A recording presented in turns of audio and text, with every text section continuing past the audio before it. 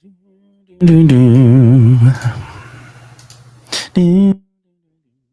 is the way you want it to be.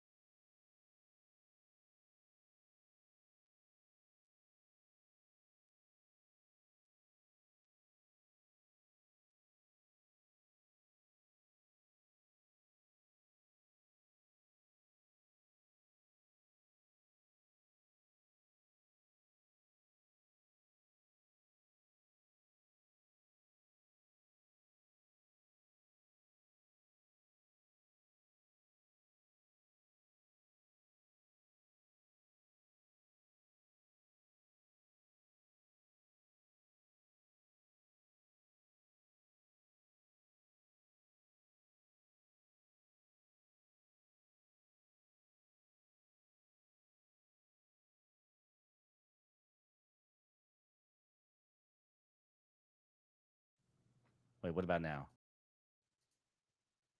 Can you hear me now? I think I was accidentally muted the whole time.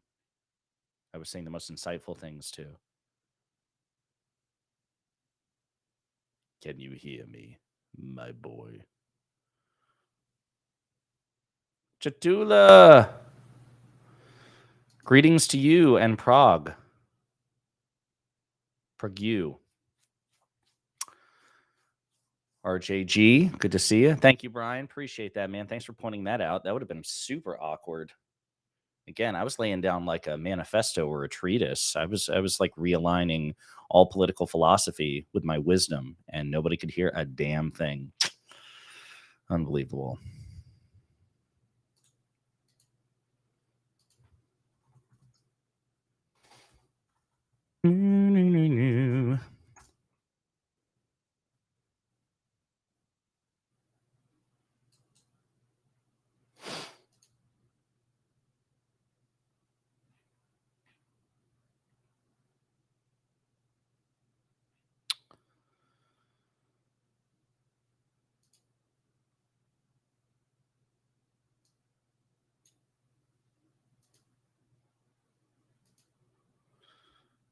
We're waiting on Stax, folks. I think we're going to go back to the 3-story standard for the day.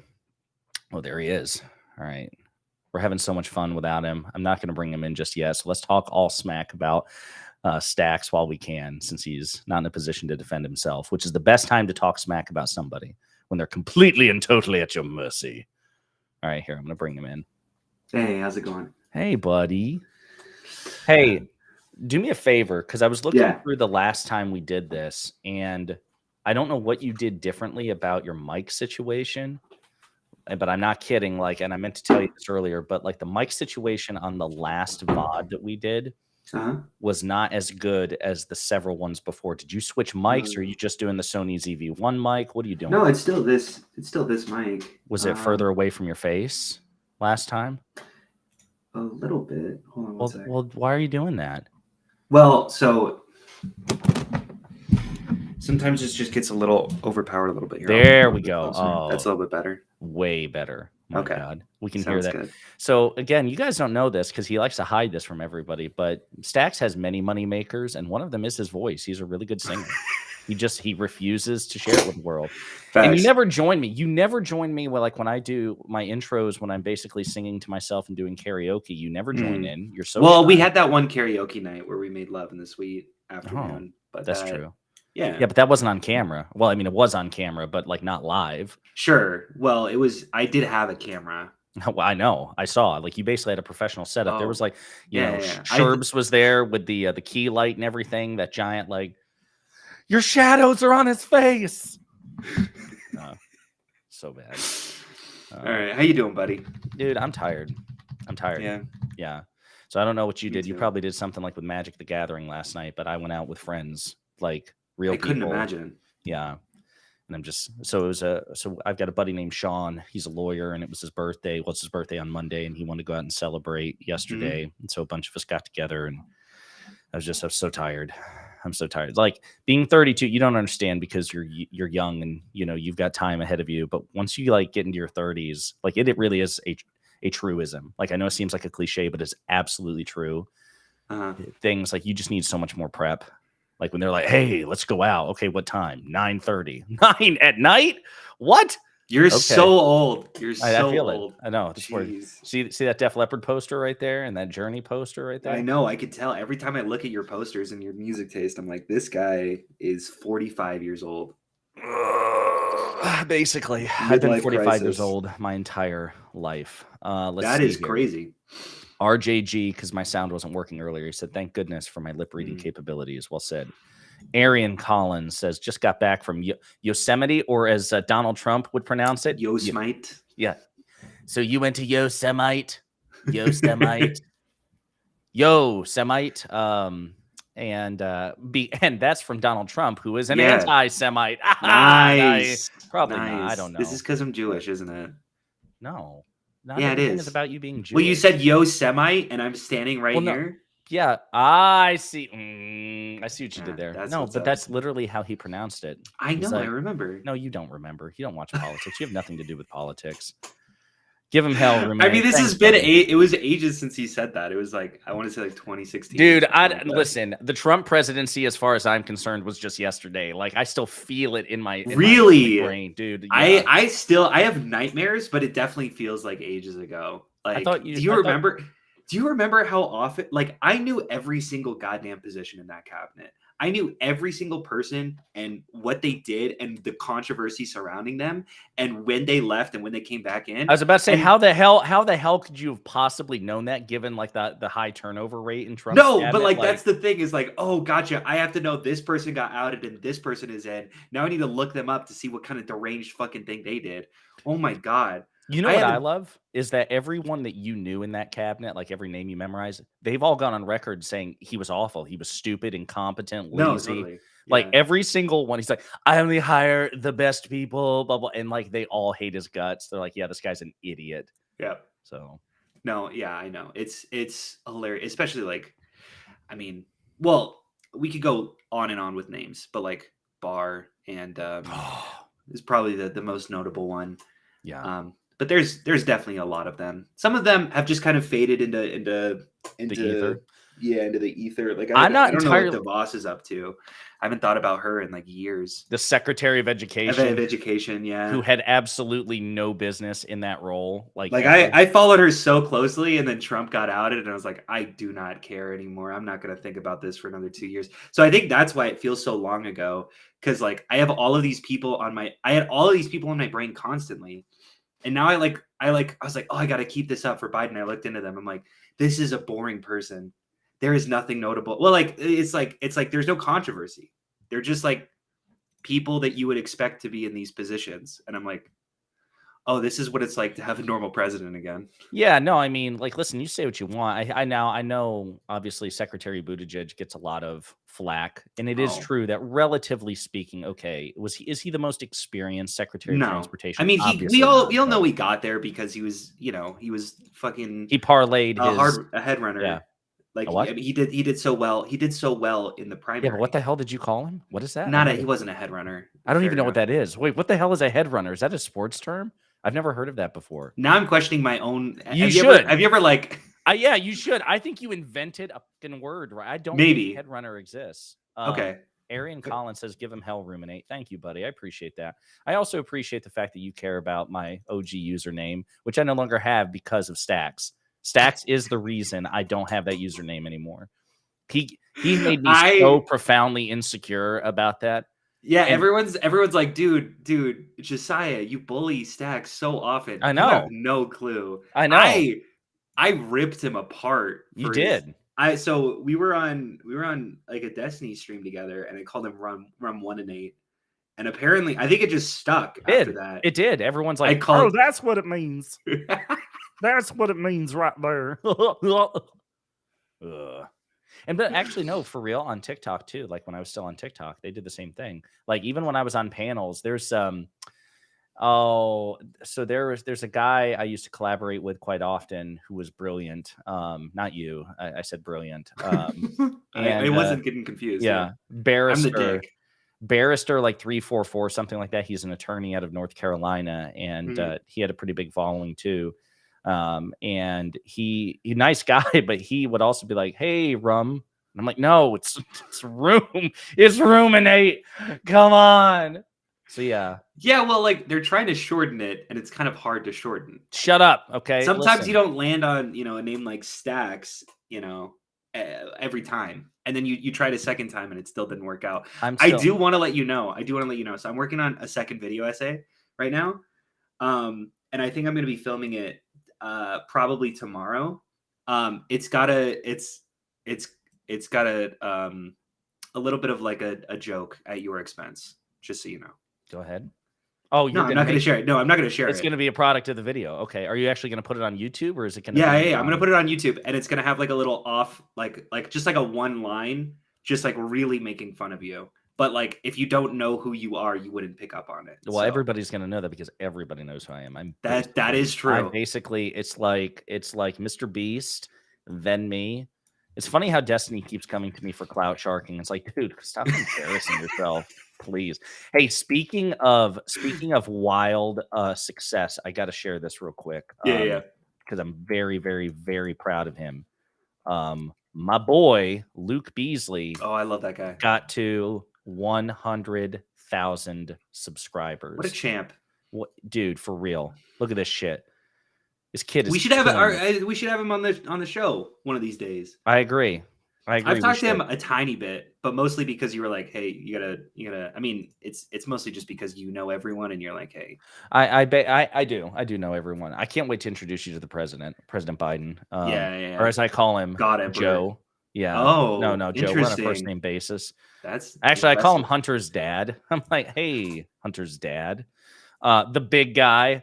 But yeah, so listen, I got to say, Luke is killing it. So at the beginning of the year, he had like 38 or 40,000 subscribers, which is really good. And then here we are, 6 months, 7 months later, and he's at 100,000. He's put out 1.6 thousand videos. I mean, he's killing it. If you're not familiar with Luke, he's kind of like a correspondent for David Pakman, but that kind of does his own thing as well. He is very good, kind of like a reporter. Absolutely should check him out and subscribe. Yeah. And watch his videos. Agreed. Everybody should. But you know what, too? Honestly, quite frankly, they should also follow Staxioms on YouTube as well. Let me tell you something about Stax, okay? Before we jump into this, do I pick on Stax a lot? Sure. Do I mean it? Of course not. Of course I do. I really do. Of course you do. Like him at all. Yeah. Come on. But he has a really good video. Again, I want people to like show us some love. It's called And Yet. And it's like this really well done, but like philosophically douchebag video about the myth of Sisyphus. And apparently there's going to be, is this next video like a follow-up, or is it going in a No. So this next video is so we're gonna do another philosophy douchebag sort of, like, yeah, it's kind of the ontology of language. And so I frame it's basically the question like, what is a woman, but like actually addressed and answered in like all of its complicated forms. A good faith. So like a good faith rebuttal to what is a woman. I would love to see that. Yeah, and it's through the framing. So the title of the sentence, okay, but really is a hot dog a sandwich? And it's basically talking about the philosophy of categorizations and how language operates. And there's like skits, and it's gonna be a whole thing. I'm very excited for it. I've been working on it for a little while now. I bought a shit ton of props that are like right behind me. Why are they all sex toys though? That's what. Listen, so it's for when I complete it. Well, it's for when I complete it. I want to pleasure myself. So okay. Well, speaking of pleasuring oneself, those of you who are watching the show are being pleasured right now by the brilliance and the wisdom that is coming from the two of us. Okay, maybe not. Yes. So we've got 3 topics that we want to discuss. Okay? Right, and so just before, so there is something that really notable happened pretty recently, which is, of course, as we all know, Taylor Swift's lyric change to Better Than Revenge, right? That's what we're going to get into this week. Because some might say, hey, was the original lyric pretty sexist and she changed it? Yes, but also sexism kind of slaps. What the hell are you talking about? What is this? You don't know. This is for the T Swift fans out. You I don't like have Taylor. to listen to Josiah. I like Taylor. So I thought she just put out Midnights like a year ago or something. She did a re-release of Speak Now, and she changed the lyrics to Better Than Revenge, where she had this sort of like. Anyway, this was a joke towards the Taylor Swift fans. You're not a part of them. Let's move on. I am a Swiftie. Okay, so listen. I don't know anything. I don't know. Which one do you want to start with? Because I feel like, okay, we've got. I don't want to start with the first one because I'm not as well informed on that one. You do or do not?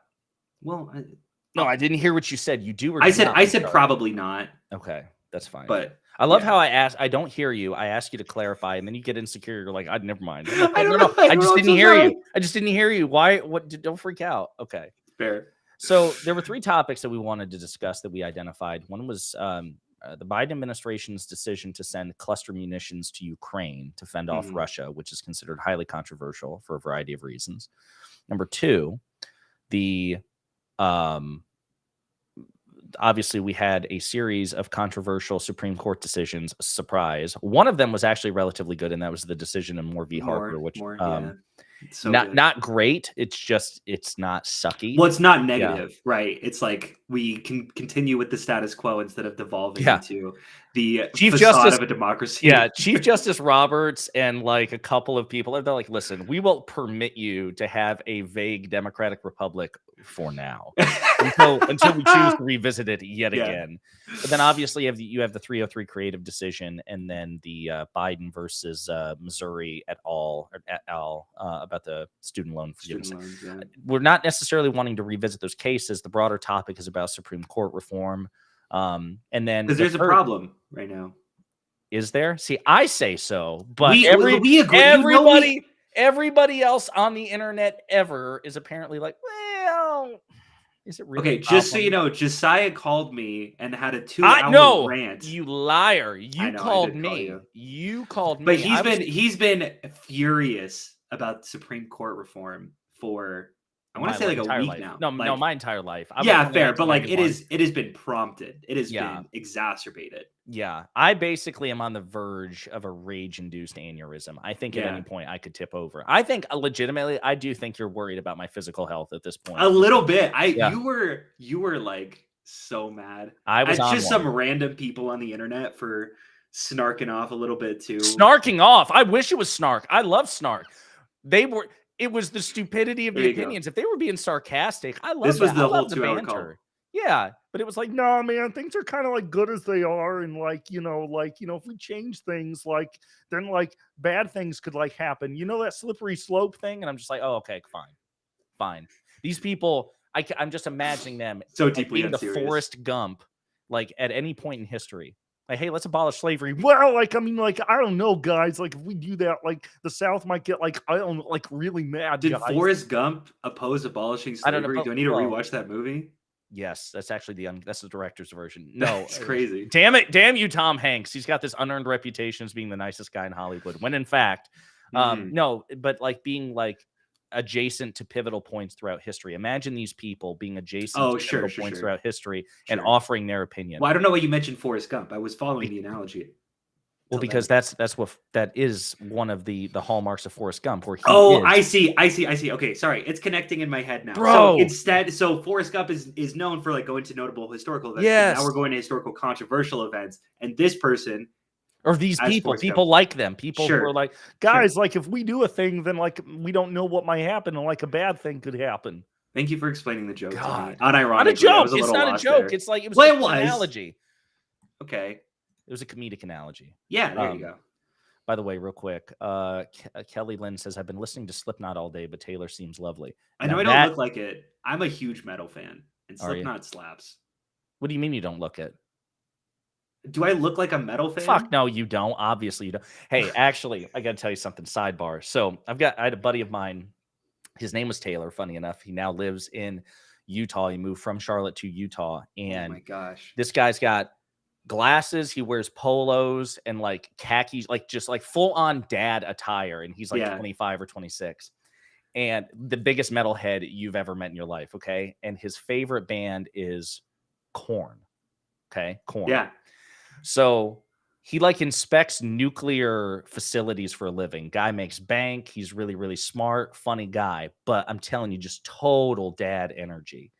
And so he has this Korn pendant, this metal Korn pendant that he has on him at all times with his bowling shirts, his polos, his khaki shorts, his black shoes, his ankle socks that are what is going on here? I don't know what's going on either. I saw the comments. Oh, interesting. Okay. So, but anyway, so when he was like going out with us, like when we would like go like pub crawl or whatever, he would have this Korn necklace on, and everyone would be like, "Put that thing away. Just put it away right now." And so he put it away, and then I'd get a couple of drinks, and I'm like, "Hey, take that thing out." So he would take the Korn necklace out again, and people like, "Put it away. Take it out."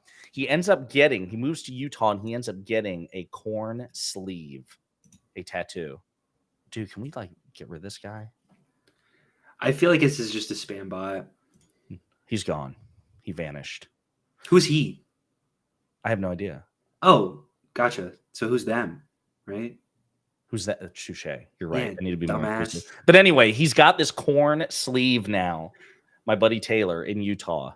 Still like full dad energy, but like so committed to metal. Yeah. Mm-hmm. That's right, Mr. Anderson. Horns up. I was a huge...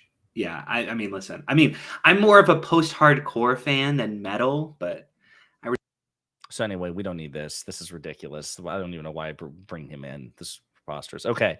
So then the last topic, because we were discussing the topics. We're 22 minutes in, and we haven't even like gotten anything. This is completely wildly unprofessional. Yeah, correct. The Anna Kasparian thing. Yeah.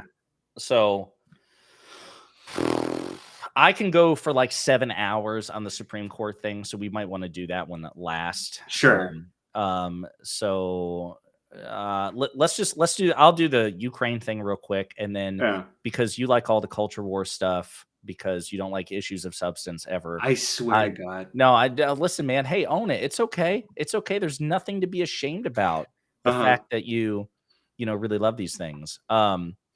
So we're going to do a quick little video intro from CNN kind of reporting on this, and then we'll play President Biden's defense of it, and then we will go from there, okay? I'm going to share the screen. We are talking now about President Biden's decision to send cluster munitions to Ukraine. You ready, Stax? Yep. Okay. The U.S. announced on Friday that it will be providing cluster munitions to Ukraine, a controversial weapon that is banned by over 100 countries around the world, including key U.S. allies like the UK and Germany. Now, the U.S. defended its decision on Friday to provide these cluster munitions to Ukraine, saying that it will be necessary in order to maintain Ukraine's ammunition stockpiles as it continues to prosecute its counteroffensive against Russia. U.S. National Security Advisor Jake Sullivan told reporters that without tapping in to this stockpile of U.S. cluster munitions, Ukraine could run out of ammunition later this year. And it is not a scenario that the U.S. wants to see, where Ukraine runs out of artillery ammunition, given that it is so key in the war they are fighting against the Russians. Now, the U.S. is aware that allies had concerns about this. Many of them have banned these munitions because they potentially pose a risk to civilians, a long-term risk, because many of the little bomblets that these cluster munitions detonate, they actually fail to explode when they hit the ground, and that can pose a risk to civilians that is similar to the danger posed by landmines. But the U.S. says that the munitions that they will be providing to the Ukrainians will have a dud rate of lower than 3%, around 2.35%, and that is much lower than the dud rate of the cluster munitions currently being used by the Russians in Ukraine. The U.S. argument is that the Ukrainians will not use these to target civilian areas like the Russians have been, and that these cluster munitions will be used by Ukraine to help it defend its own territory rather than attack another sovereign country as Russia has been doing. But the U.S. has been trying to reassure allies behind the scenes that this is what Ukraine needs right now. And according to the National Security Advisor, U.S. allies have embraced that argument with open arms.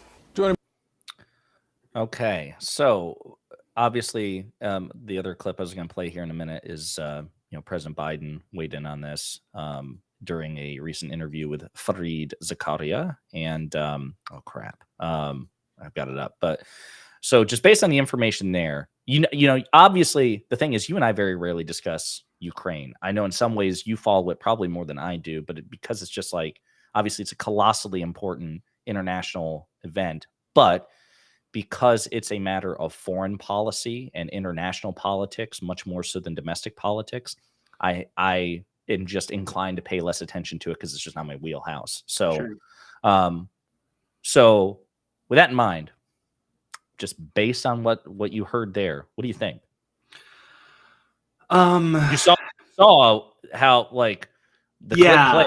I mean, I'm kind of torn in two areas, and that's kind of so. I used to be quite a pacifist, as I'm sure you know. I voted for Jill Stein in 2016, and I say this mostly. And you're making me becoming more violent every time you say exactly. that. That's the irony. I used to be an extreme pacifist, where I was like, oh, gotcha. We need to, completely defund our military budget. We need to get out of essentially all of our wars. I think the Iraq War kind of like radicalized me. Well, not even radicalized me. I mean, I grew up with, it was like when I was like 8 years old. So that was like all I knew was that type of war. So I was always like an extreme pacifist. And I think the Ukraine war kind of radicalized me in the other direction, like kind of made me more moderate, if that makes sense. Like radicalized you in the other direction? Yeah. So now you're an aggressor? No, not an aggressor. Sorry. See? I'm definitely no. I'm torn in this direction, but I definitely see the utility of military weapons, especially when you have like an imperialist country invading a sovereign country. Like that is a terrifying prospect. Yeah. And being able to defend yourself is so important, so vitally important to the peace and sanctity of like a unified world. Like if we want to be globalist countries, if we want to be a globalist world, we have to prevent countries from just annexing sovereign nations. Sure. And I understand the utility of war at this point. And I understand how harmful it is and how scary it can look, but also we need to constantly acknowledge that there is an aggressor and a defender here. And it's not particularly close. It's not really an ambiguous event. Russia is so clearly the aggressor in this. Yeah. And like, yeah, like I'm going to be biased here. Like, yeah, you can have it feels like, yeah, I could find people who disagree with me. They're going to be, their justifications are going to be ludicrous. Hang on, before you go on, Chatula, because this will give Chatula time to answer. Chatula says Prague approves cluster bomb using by Ukraine. So my question is, Chatula, are you saying you personally, like and people that you know, or you mean the Prague government? Because I don't know. So if you could clarify, or both, they're not mutually exclusive, but that would be some very helpful context to find out. Obviously in the clip that we played, the CNN reporter tried to make the case that President Biden's national security advisor, almost called him Jake Tapper. That's not his name, Jake Sullivan. Mm-hmm. Jake Sullivan said that the United States allies were successfully persuaded by President Biden that the cluster bombs were efficacious. Chatula says both. Oh, both. Okay. So it says the use does not violate international war, but using them against civilians can be a violation. And it seemed the clip definitely seemed to suggest that Ukraine has promised not to use this against civilians, only on like military targets. So given that context, I don't know if I really see a problem. If it's not against international crime and they're not using it against civilians and they're being invaded by an aggressive imperialist nation, I don't know if I have a problem.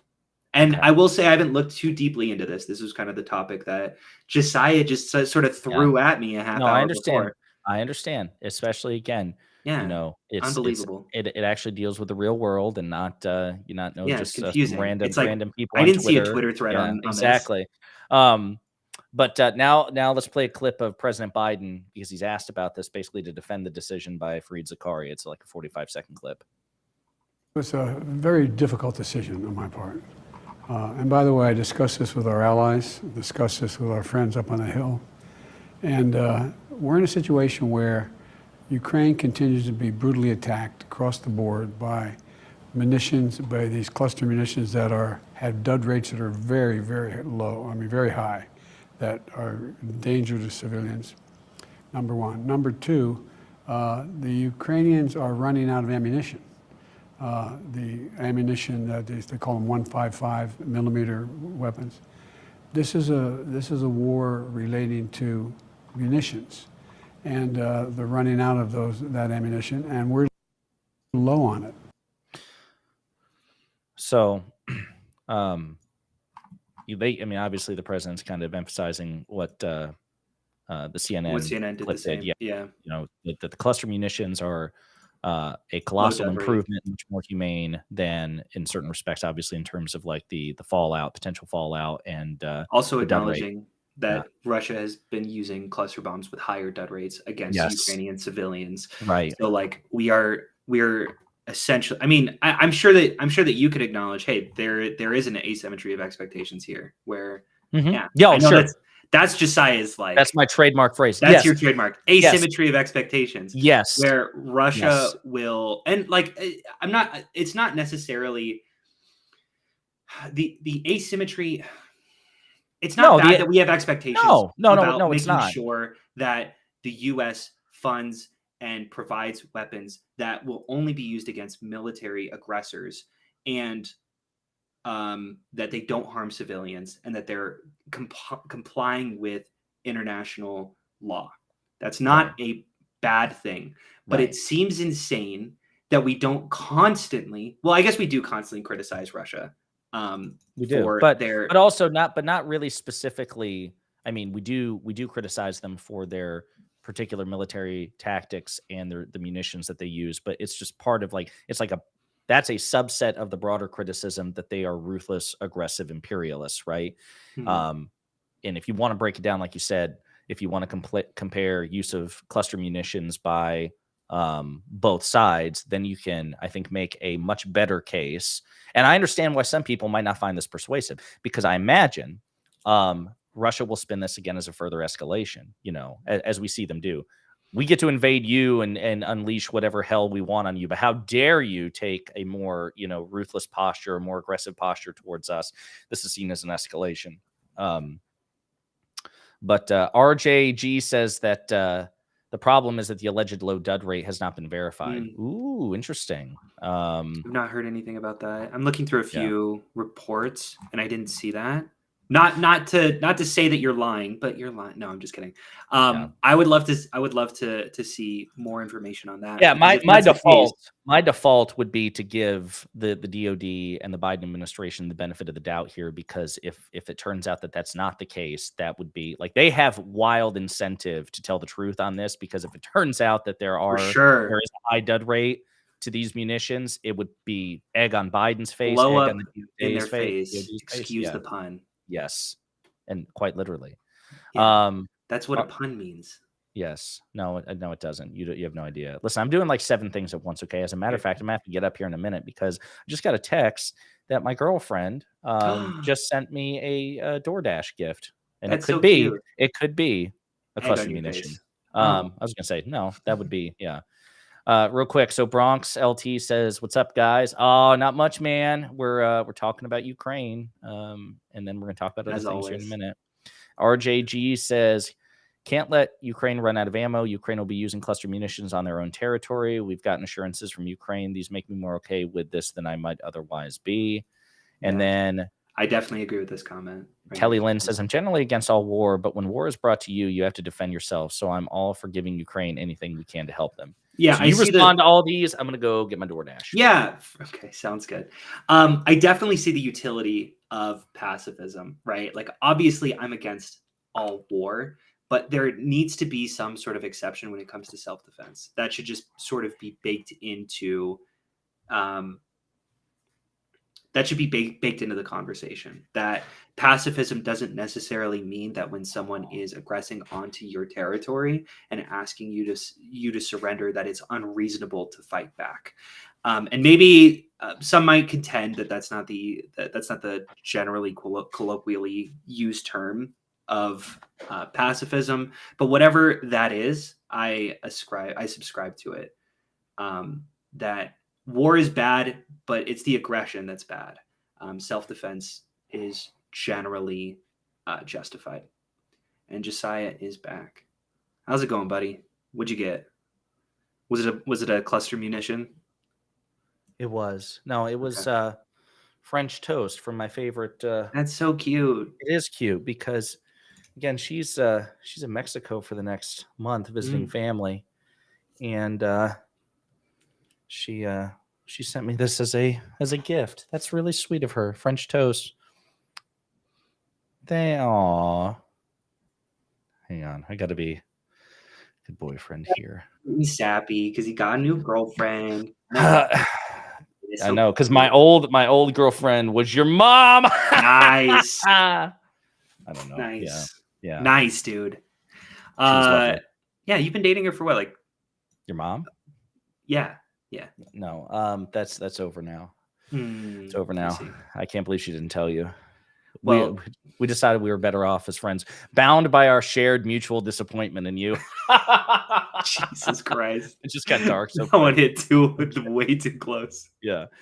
My understanding is the Pentagon has never released dud rate testing data when asked. Ooh, well, we might have to revisit this topic then. And then Kelly Lynn says, "Oh, sweet girl, somebody needs to send me French toast." Paulo, get on it. Just kidding. Yeah. Okay. So is there anything else you want to add to that other than not necessarily. No, I understand the controversy, but it seems like, the White House is being aware of international law, which is first and foremost. Unfortunately, you would think that would be the lowest bar to clear. Does not get cleared quite often. Historically, not even like from our country as well, not just, Russia. So I'm grateful that they're following international law. I wish that I could just say that as a default. But it's not, unfortunately. And it seems like they're aware that, you have to defend yourself against the aggressors and just don't use this on civilians. And Ukraine has promised as such. And the dud rate is as reasonably low as we can expect, it sounds like. Although, if that is not true, as RJG, I don't know how to pronounce your RJ. Was it RJG? RJG? RJG? Or JG? RJG.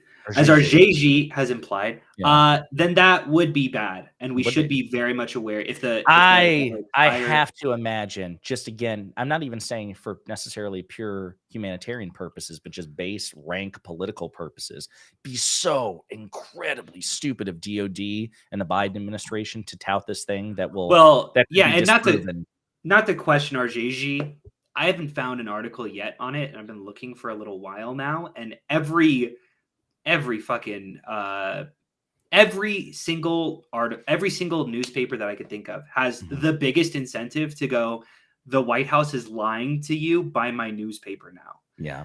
I don't see anything. I'm not saying that it doesn't exist, but I would be very interested in seeing an article. And if you have one, I would love to read it. Yeah, please feel free to link.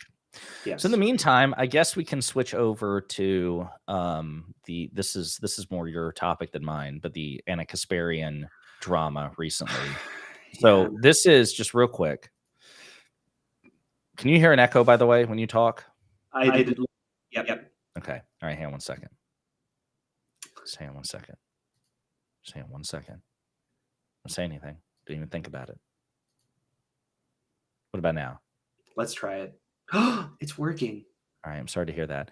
So this is the deleted tweet of which I am familiar. That is the source of controversy. There have been about 6 or 7 deleted tweets as well, but this is the one that gained the most traction for sure. Okay, so in it, Anna Kasparian of the Young Turks. As a matter of fact, I think that she's basically the primary host at this point. It's owned by Cenk Uygur, but when he kind of bowed out, he divested of himself of the Young Turks briefly to run for office, and he kind of failed. So then he went back to the Young Turks after he lost his election, and she basically had taken over the primary hosting duties in his absence, and I think she's basically, I usually like when there's like a TYT video or some sort of panel, she's usually the first one to talk, and then she's like, Cenk, I'll turn it over to you now. So I think actually it's fair to say she's the primary host. But anyway, they're the biggest progressive alternate media news source, I think, on the planet, bigger than, David Pakman, bigger than Brian Tyler Cohen. They're basically the big dog, so to speak. And Anna Kasparian has been a source of controversy for some people for months. She, I guess, had some pretty hot takes on like law enforcement, crime, and the homeless situation. And I say hot takes. I don't know if they were necessarily wrong, but I know that they generated controversy. Mhm. So this particular thing was about a tweet in which, and he says RJG, by the way, that's how you should pronounce it.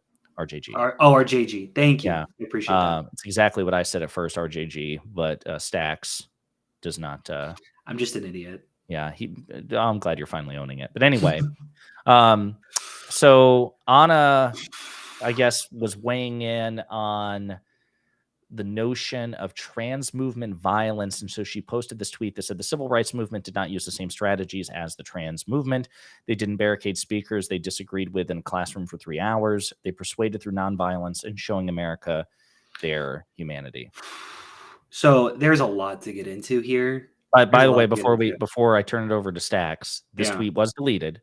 Yep. Obviously, it was seen, Mhm. and it's been shared. The image has been thrown out into the ether. And as far as I know, this is the apex. This particular tweet is the apex of the current Anna Kasparian trans movement related controversy. Right. Anyway, continue. Right. So there's a lot to get into here. So the first thing is that I hadn't really heard about this person being barricaded into a classroom. So I look it up. It took me a little while to find it. And that's kind of notable to mention. But yeah, the person is Riley Gaines, and they were locked inside a classroom by trans activists for about 3 or 4 hours and then eventually let out by police. Now, here's the thing. There is a way to condemn that action without implicating the entire movement.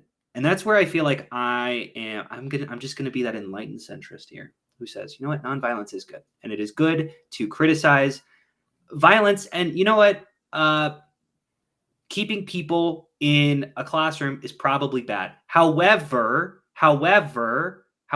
this needs to be couched by the fact that implicating the entire trans movement and all activists who are related to this to instigating violence.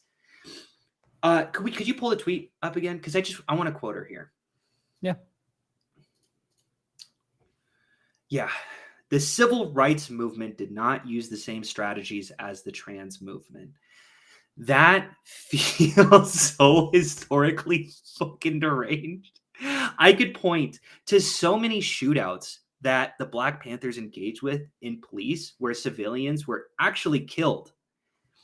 You have one argument, which is if I'm giving the most good faith interpretation of what she said, it would say something like, hey, the civil rights didn't succeed because of their violence, and it kind of pushed them into a more into like public optically kind of a poor place. But obviously the civil rights movement engaged in violence, but their best came from nonviolence.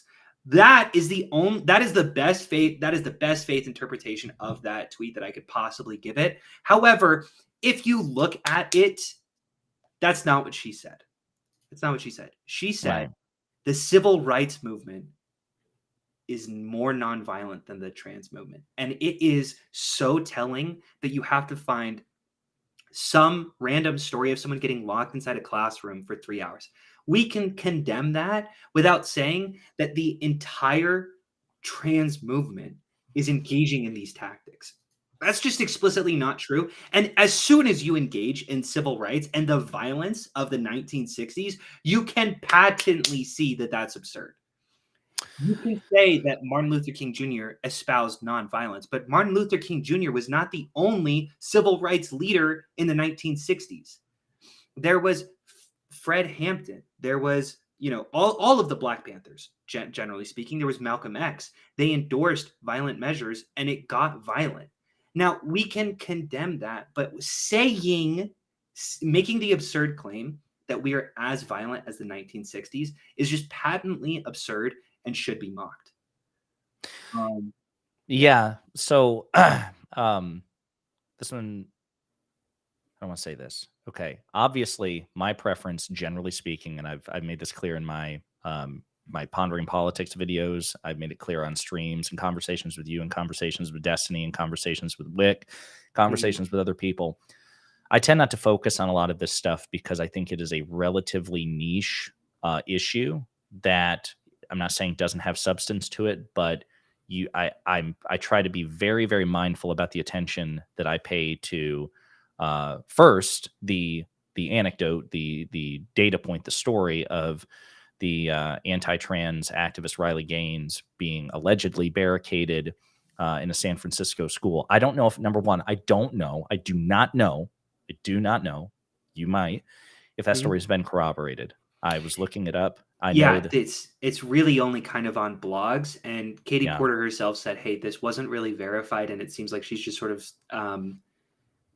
said this to gain some clicks. So Okay. I am operating off the assumption that this is real. Sure. I'm saying even if it were real, I don't know if it we can condemn it, sure, I guess, but like implicating an entire movement full of millions, tens of millions of people is absurd. Okay. And by the way, RJG linked you to something. New York Times cluster weapons U.S. is sending Ukraine often fail to detonate. So I didn't see that. yeah, well, while I'm talking, you can check that out, and we can revisit it at the end of this section. Thank you, RJG, for doing that, buddy. So number one, we don't know if this anecdote has been corroborated. We don't know if it actually happened, but let's assume that it did. It is a single data point that should not be used to impugn the trans movement, number one. Number two, the controversy from Anna Kasparian, I think there's a reason she deleted the tweet. It was a really terribly worded, ahistoric tweet for the reasons that Stax laid out. We often hear a sanitized version of Martin Luther King and the Martin Luther King's movement and the civil rights movement, all the controversy surrounding it. Conservatives have done their best to weaponize Dr. King's words and his notions. This idea that Dr. King was colorblind and that he would have opposed notions like affirmative actions and some sort of and reparations. That was another thing. I know. When in fact the evidence is to the contrary. The idea that Dr. King would support white moderates who are like, guys, like maybe we just don't need to rock the boat, when in fact he was enormously critical of white moderates who put institutions and civility politics over transformative change. Outcomes. By the way, thus proving, since appeals to Dr. King are often a sign of moral superiority, that's why my position that institutions can and should be crushed if they get in the way of the Democrats' agenda is morally superior, because Dr. King agrees. Yeah. So there's that. That's that appeal to authority. Well, I'm just saying that conservatives do it all the time. And they do the same thing with Abraham Lincoln. That's another, Abraham Lincoln is my other ace in the hole. We're like, we love Abraham Lincoln. That's great. Abraham Lincoln gave the courts the finger all the time. And we're going to get to that later. That's just sort of the crux of like creating a national mythos, is that you have to consolidate. You have to pretend like the founding fathers were united in their goals and united in their message and united in their purpose. Like you have to pretend that George Washington was essentially just a man who came in and said fuck Britain and then established the United States and then left. And you have to pretend that you have to create a lot of essentially historical mythos. Yeah, exactly. What do they call it? Historiography or whatever, where you mythologize history. Like I haven't heard that, but I love the. But anyway, so I wasn't going to pay too much attention to this, but then I ended up participating very briefly in a discussion with Destiny about this that was mostly led by Pisco. So Destiny kind of endorsed the deleted tweet and retweeted his own version. And I thought, wow, that's excessive, that you're painting with a broad brush and you're endorsing the painting of a broad brush. Pisco went into the conversation, tried to get Destiny to understand that that's an unworkable standard. The idea that in a movement that big, the trans movement, the idea that a couple of outliers, which again, if this situation occurred, which we don't know that it did, but if it did, should be condemned. You don't have the right to lock somebody, a fellow citizen, in a room, especially when that person is no physical direct threat to you at the time. Yeah, and I think go ahead. I think Anna was unfortunately sort of she met a lot of defenders of those actions, and she kind of doubled down onto her position and started saying things that are just completely indefensible. So that's a really good point right there. Let's address that particular part real quick, because you're right. There's probably a lot of people on Twitter that if this anecdote about Riley Gaines was true would be like, based, lock her in there for 7 hours or whatever. Just want to remind people, I'm not defending that. People say stupid, cringe, objectionable things on Twitter all the time, and those things should be condemned. But that is not reflective. That Twitter is not the real world. I can't emphasize this enough. And I think people just this also came up in the conversation with Destiny, mostly by Pisco, because this mic wasn't working at the time. But I have also tried to address this with Destiny and others as well, with Wick, with people. Twitter's not real life. Twitter is the least trafficked of the social media sites. So of the subset, it's the least influential. It is the least important, the least trafficked. I disagree that it's the least influential. Instagram is more trafficked, but like no one's like influencers really. Like there's no real like. I'll disagree with you a tiny bit, and I'll say we should give a little bit of credit and a little bit of pushback when we can towards. I mean, the person that Anna fought with, Juniper, has 150,000 followers on Twitter, and maybe I'm a little biased. I want to acknowledge my own bias because Juniper did a shout out to me where she mocked me for saying that. The crazy opinion that that if Hillary Clinton were elected, the Supreme Court would be looking a lot better. And she mocked me because she's like a Marxist Leninist who believes is like a. I have no idea. That is a really stupid position. Yeah, and like it sucks that she has so many followers, and I have met people in the real world who echo her her feelings and emotions and frustrations with the system, and I agree that it might be slightly indicative of a wave in public opinion, but there is a huge distinction between public opinion and real world politics, which happens on like a congressional level, and no one is advocating that behavior on a congressional. You can't find a single politician, and that's where I want to say like, hey, there might be a wave. And that wave might be something to look at and maybe glance at every once in a while. Like, I'm going to disagree with you that it's like we can just fully ignore it. But like, we can also be like, okay, but Marjorie Taylor Greene is in the fucking House of Representatives. we can listen. We're talking about it right now, and we talked about this before. I don't mind talking about this stuff, but it's got to be framed right. It's not. This is not the most important thing. This is not top 5. This is not top 6. As a matter of fact, really, the only reason I want to talk about Anna Kasparian is because.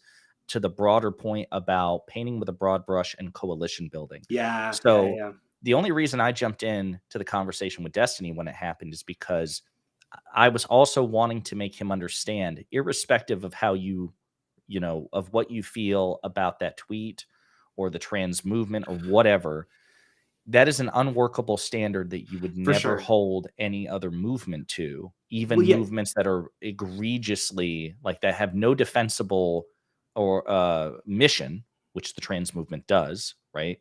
Wanting to establish equality between cis and trans people. That's a morally justified action. Whereas the MAGA movement is just inherently foul. And this is something that I said to you that kind of made you cream your pants a little bit. That like, yeah, we can operate. Like, we need to acknowledge that there's an asymmetry of expectations. And if we want to say that person engaged in violence, I will accept your premise if you follow it with, okay, gotcha, the Freedom Caucus of the Republican Party is a terrorist organization. Like, that is the only... You could easily make that argument. That is the only way. Well, not just you can easily make that argument. You have to follow that with like, okay, if this is violence, then you have to say, oh, gotcha, someone who puts the entire world economy at risk in order to just like shut down the IRS to please their little billionaires is like enacted terror upon the world.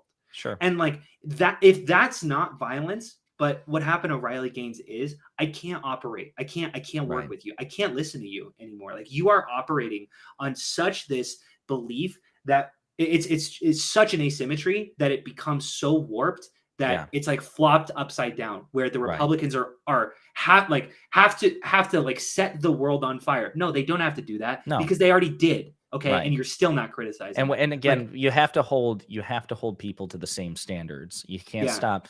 We can't keep grading the right and MAGA and conservatives and Republicans on a curve. I refuse to do it. It's why I will grind every conversation to a halt about it. I'm happy to make that the For topic sure. of any conversation the moment that that sort of asymmetry reveals itself. No, we're not going to do that. And so by the standard that Anna Kasparian sets, MAGA and the so MAGA, the most specific subset, the broader subset, which is the Republican Party, and then the broadest subset, which is the conservative movement writ large. They are all violent, condemnable movements. Now, do I think that that all conservatives are violent? No, of course not. That's why I think that the situation is that the standard that she implies here is ridiculous, because I have conservative family members and friends and conservative strangers I've never met that I would never describe as violent and that I love and respect.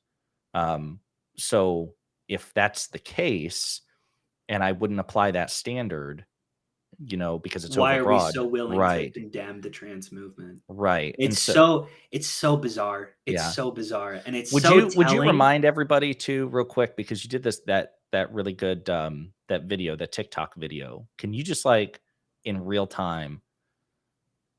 I'm sure the people watching, the people who do watch, they're probably. Oh, you're on talking same about the page, thing but- with Audrey Hale?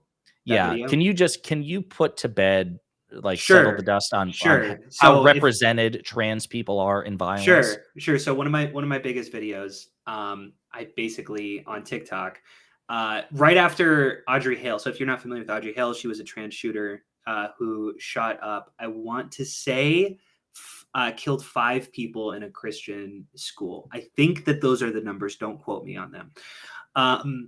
But basically, Benny Johnson, who's a conservative commentator, started tweeting all these images and got them kind of viral on conservative Twitter. Like, hey, here are 4 trans shooters. Here are 4 trans shooters. There is a problem in the movement. There is clearly a problem in the movement. They are violent people. And what I did is I went, interesting. Gotcha. 4 trans shooters. When's the last one? Oh, it was 5 years ago. Gotcha. Let's pull all of the school shootings, all of the mass shootings that have happened over the last 5 years and compare it to cis people. Now, I know the rest of them outside of these 4 are cis people, because if they weren't, you would mention it. I know that. So basically, I pulled the data, did some quick statistics, pretty simple math. And basically, if you don't account for population, I think the number came to about 1,200 times, that there are 1,200 times more cis shooters than trans shooters. However, if you account for population, which of course people would go like, well, you got to do that 10 times. Trans people are 10 times less likely to commit violence than cis people. And that needs to be ingrained into your mind, that yes, once that happened, you have to be quick to go, hey, that's bad. Just in case anyone's looking at you like, whoa, you condone this? Hey, that's bad.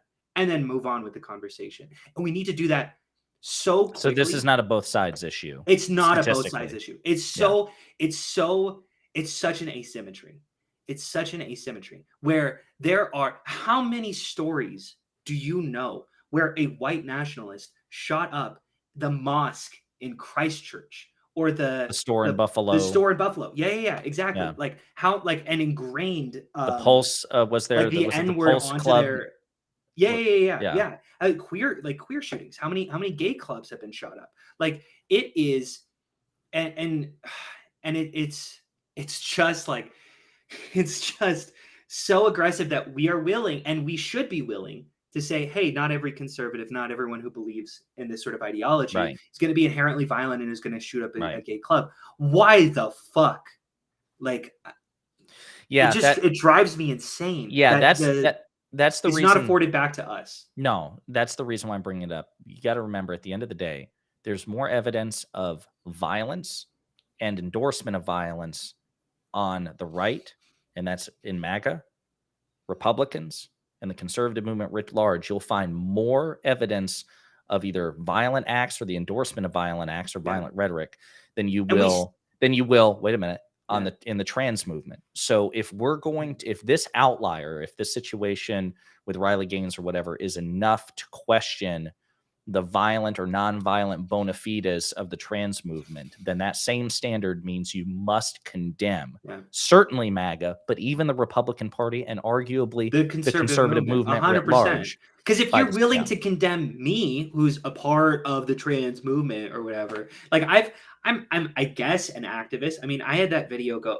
hit like 3 million people saw that. Like that's am I suddenly considered a trans activist? Am I suddenly violent because of some person that I didn't fucking know trapped Riley Gaines in a classroom for 3 hours? No, of Allegedly. course not. Yeah, Allegedly. sure. Yes.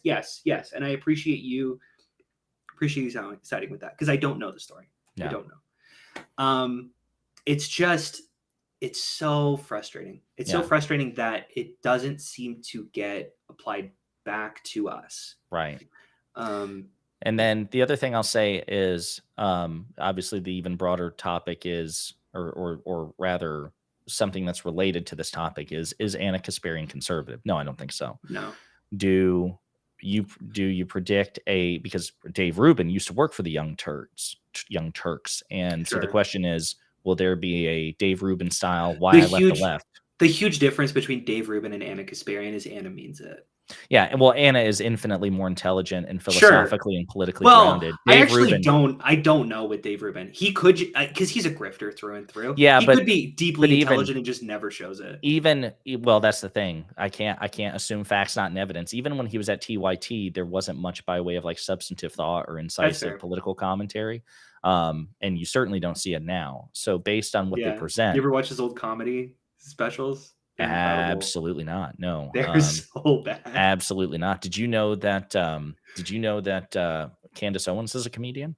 No way. And Ben For Shapiro real. was a screenwriter. I'll tell you Benjamin why. was a comedian. Because did you watch that Owen Benjamin clip that I sent? Because if you go to her interview with Joe Rogan, and she does this really great comedy bit where she's like, "Hey, if there's no regulations, like in construction, the free market will compel."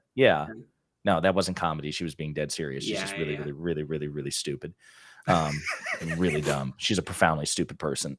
But anyway, do you have anything else you want to say in the Anna Kasparian situation? I'll not necessarily. No, not necessarily. I guess what I'm saying is, I hope that it's been beaten out of our goddamn soul. And clearly, here's something that I feel is sometimes we start our lives in sort of this conservative mindset where, especially just given the people around us, and we forget because our brains aren't fully developed. No, exactly. Unironically. Unironically correct. Unironically correct. Where you meet one person who shares one phenotypical descriptor of another person, and you go, "Gotcha. The same must be true about the other one." It's like it's a 2-year-old brain. But sometimes I feel like we haven't fully gotten rid of it, because we should have learned from the tales of racism. Hey, it's bad when one person does a thing, and then we extend it to the full body who share those characteristics. Right. That is a bad thing. And it's a little frustrating when we see very progressive and very leftist figures continue to do so. That's not great. Do you think so? In summation, obviously you disagree with the substance of the tweet. It's a sanitized version of the civil rights movement. It's probably the reason she deleted it. Yeah. But in terms of the general principle, nonviolence is probably more vindicated than violence in terms of social change. I think we would agree with that as well. Absolutely. And I do think that it's fair to say, hey, the Selma March did more to actually critically and substantively change the racism in our country than any of the shootouts that the Black Panthers engaged in. And we can also, I want to say this too, I'm not highly critical of the Black Panthers, because they also fed their cities when police officers and institutions weren't. There's a reason why it's complicated, I guess is what I'm saying. And I'm going to default to nonviolence. And I think that nonviolence is generally the best way to get the outcome that we are looking for, which is peace, integration, whatever. Yeah. Okay. Well, that answers that. So then the final topic I want to talk about is the Supreme Court. And we mentioned this. Sorry, real Go quick. ahead. I looked at RGG's article. Mhm. That is correct. I apologize to RJG. That's New York Times. And what I can see, which I didn't read the full thing, obviously, because I've been live with you. Wow, using me as an That might be excuse. See, true. that's what I'm That saying. the dud rate on some of these weapons Has not been verified. Has not. Or Well, it corroborated. seems like there's like new weapons, and those new Mm. weapons do have that dud rate, but we didn't just send them the new weapons. I see. I So. see. Okay. Well, thank you, RJG, for the clarification, the elucidation there, and thank you to Sax Yeah. for verifying it.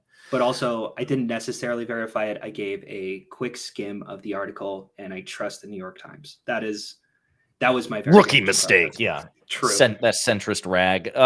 Facts. So now let's talk about the Supreme Court. So Yeah. obviously we've had some controversial rulings from the Supreme Court. Sure. I mean, really, that's nothing new, but obviously the Dobbs decision, which overturned Roe Roe v. v. Wade. You had, I think it was either earlier this year or late last year, you had the EPA court decision, which was so stupid. Where it was about how like the EPA can't regulate certain waters unless they are contiguous on top. So even if like let's say you have two How did I wetlands, miss this? two wetlands which share the same water source, but like on the very top part, they're like separated by a tract of land. Like the court gutted the rule. You should look it up. It's madness. Sackett versus EPA. Yeah, Sackett versus EPA. That's what it is. Sackett versus EPA. Oh my god. This is. I don't know how I missed this. I feel so like. Dude, look. I mean, I'm telling you, like even in real time. Even in real time, if you don't want to go through like Oye and read the full court opinion, like look up Sackett versus EPA adjacent or contiguous and like see how Justice Alito, how stupid and pedantic he is, because like it's like basically Congress gave the EPA the power to like regulate like blah blah blah and adjacent waters. Right. Alito Jr. said that the Clean Water Act does not allow the agency to regulate discharges into wetlands near bodies of water unless they have a continuous surface connection to those waters. Which is not a definition of adjacent at all anywhere. It's such it's like But again, people talk about like conservative. And here's the thing, and this actually gets into some of the conversation that you and I talked about. I guarantee you that if we were to read Alito's opinion, like in its actual text, Alito probably made a very sophisticated, case for that. Like he probably threw like what I mean to say is this is the problem, or this is the inherent complexity of law. This is the reason why we have, educated, trained, tested attorneys do it, because the law is so vast and they are such skilled debaters that you can probably make a compelling legal case for just about anything, right? Sure. But of course we know just like reading it on its face, that's really stupid. That like, listen, you can come up with all the legalese in the world to make that distinction sound substantive, but in reality, bro, you are parsing this out, which is what he does. Were you going to say something about that? No, I mean, there's a reason why. Yeah, I agree with your sentence that there's a way to parse your language and law to get around virtually anything. And you see that with what are they're like they're citizens, but they don't claim that they're actually a part of the United States of America, so they don't have to follow their laws. Like sovereign citizens? Sovereign citizens, thank you. Sovereign citizens. Yeah. Where like you see them, the way that they parse their language, and it's like, you might be right, but you're an idiot. Right. Like the outcomes that you're coming to, like you might actually find this tiny little loophole, but like, come on. Right. Like it's such again, to me, it's like, obviously it's what, what the ancient Greeks tried to parse between actual debate and sophistry. And I think you can easily make the case that what Alito engages in is legalese and sophistry. But getting back to the broader topic of the Supreme Court, obviously between like that Sackett decision, the Dobbs decision, and then you have 303 Creative, which, was one of the recent court decisions in which, and I want to be clear about this, it doesn't license religious bigotry in the sense like if you're a gay person, a clerk at a store can't refuse you common service, Yeah, but it's they are not legally required or compelled by that decision to engage in acts of expression. expression. Yeah, Right. Now, of course, the the term. problem is, as strict What does it scrutiny, express? as the strict scrutiny Because podcast points out, they did not do a good job of defining what is or what is an not ex- expressive or for sure, providing a because test. I can understand that at its extreme, Sure. where it's like, oh, gotcha. If I'm an artist, I shouldn't be compelled to draw Sure. whatever the hell I want to. But also, is a wedding cake not an art piece? Like, is when I give customer service, is my language not an art piece? And like, we can Or engage if I'm a gay person and I ask you to gift wrap just a general, like if for I buy a sure. shirt and I ask you to gift wrap it, Well, that's it. I mean, that seems like an artistic piece of it. I feel like you could easily make the argument. And that's like when you engage, like, and I would be fine because I obviously understand that there is going to be some distinction that we have to draw a Sure. line somewhere. I don't know where that is though. And Right. it doesn't seem like the Supreme Court is that interested in drawing that line either, which Right. is where I'm like, and I'm a little uncomfortable because we should have a line here. I do fall on this side of expression where I do think that there might be a line where you can go, hey, if I'm drawing an art piece and someone's like, I want you to draw two gay people fucking each other, I should be like, hey, I don't know if I want to do that.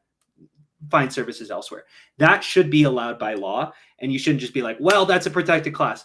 I agree with that in its principle, but and there's also an issue with the court case that when they brought it up, it doesn't seem to she cited that she got an email, but when they investigated, she had no standing.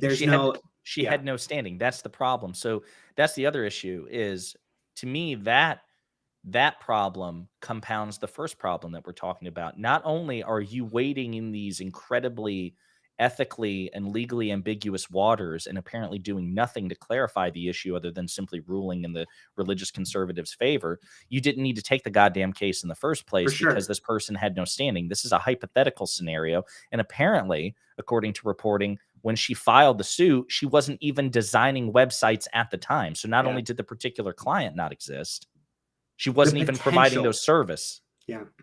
Like, the potential ridiculous. Didn't even exist. Yeah. It's a hypothetical of a hypothetical, which is like, if we care about the distinction between executive, judicial, and legislative, which it seems like is kind of the big argument right now.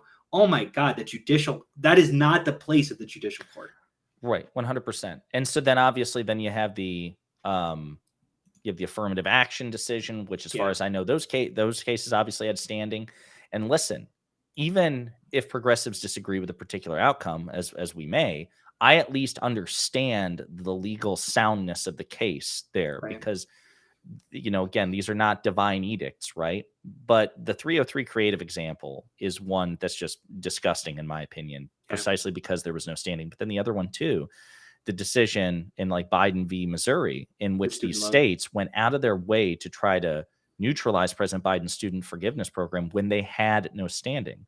Mohila, the corporation on behalf of which the state sued, is a separate legal entity. Yes, it's mandated into existence by Missouri law, but the Missouri governor doesn't run it. The Missouri legislature doesn't run it. A Missouri state officer doesn't run it. It is a corporation that has its own officers, its own internal structure, and legally different. And they wanted nothing to do with the case. So this is like the one fucking instance where they claim Mohila as basically acting on behalf of the state. And by the way, there are studies which indicate that President Biden's student debt forgiveness program would have actually made Mohila money instead of costing them money. So it's just, it's absolutely despicable. But all of these cases are just examples of basically the broader topic, which is Supreme Court What do we reform. do about this? Yeah. Yes. So, and I mean, I'm just going to, plug it here. I woke up yesterday morning and decided to, get creative, because I do like to write. I don't always like to, not everything has to be on camera. And I wrote this like effort post on Destiny's subreddit, and I've got my, I copied and pasted it into a Google Doc as well. But, basically making the case that, listen, the Supreme Court is not sacrosanct. It's not above or beyond reproach. So a couple of things. Let me just I'll get through the cliff notes, and then if you want to address any or whatever, but here are the cliff notes in tandem. Number one, the court is political. It's always been political. It always will be political because it's comprised by men and women who are fallible and biased and who are political actors in and of themselves. Law and politics, helix. They're they're distinct, but they are entangled and permanently so because politics runs downstream of law and vice versa. They were also, these candidates were chosen by political actors like the Heritage Foundation and also progressive groups as well that are arming Democrats and Republicans. Like, hey, look, if you get a court vacancy, a judicial vacancy of any kind, here's the people that you should pick. But also, like, bound in law, they're nominated by the president, who's elected. A political actor. Yeah. And Congress or the Senate confirms them, and the Senate are political actors as well. So the court is inherently political. Now, I agree that, and this also kind of leads into my frustration, I agree that the court should be the least political and certainly the least openly partisan. Like, whereas the president and Congress can really be as political as they want to be.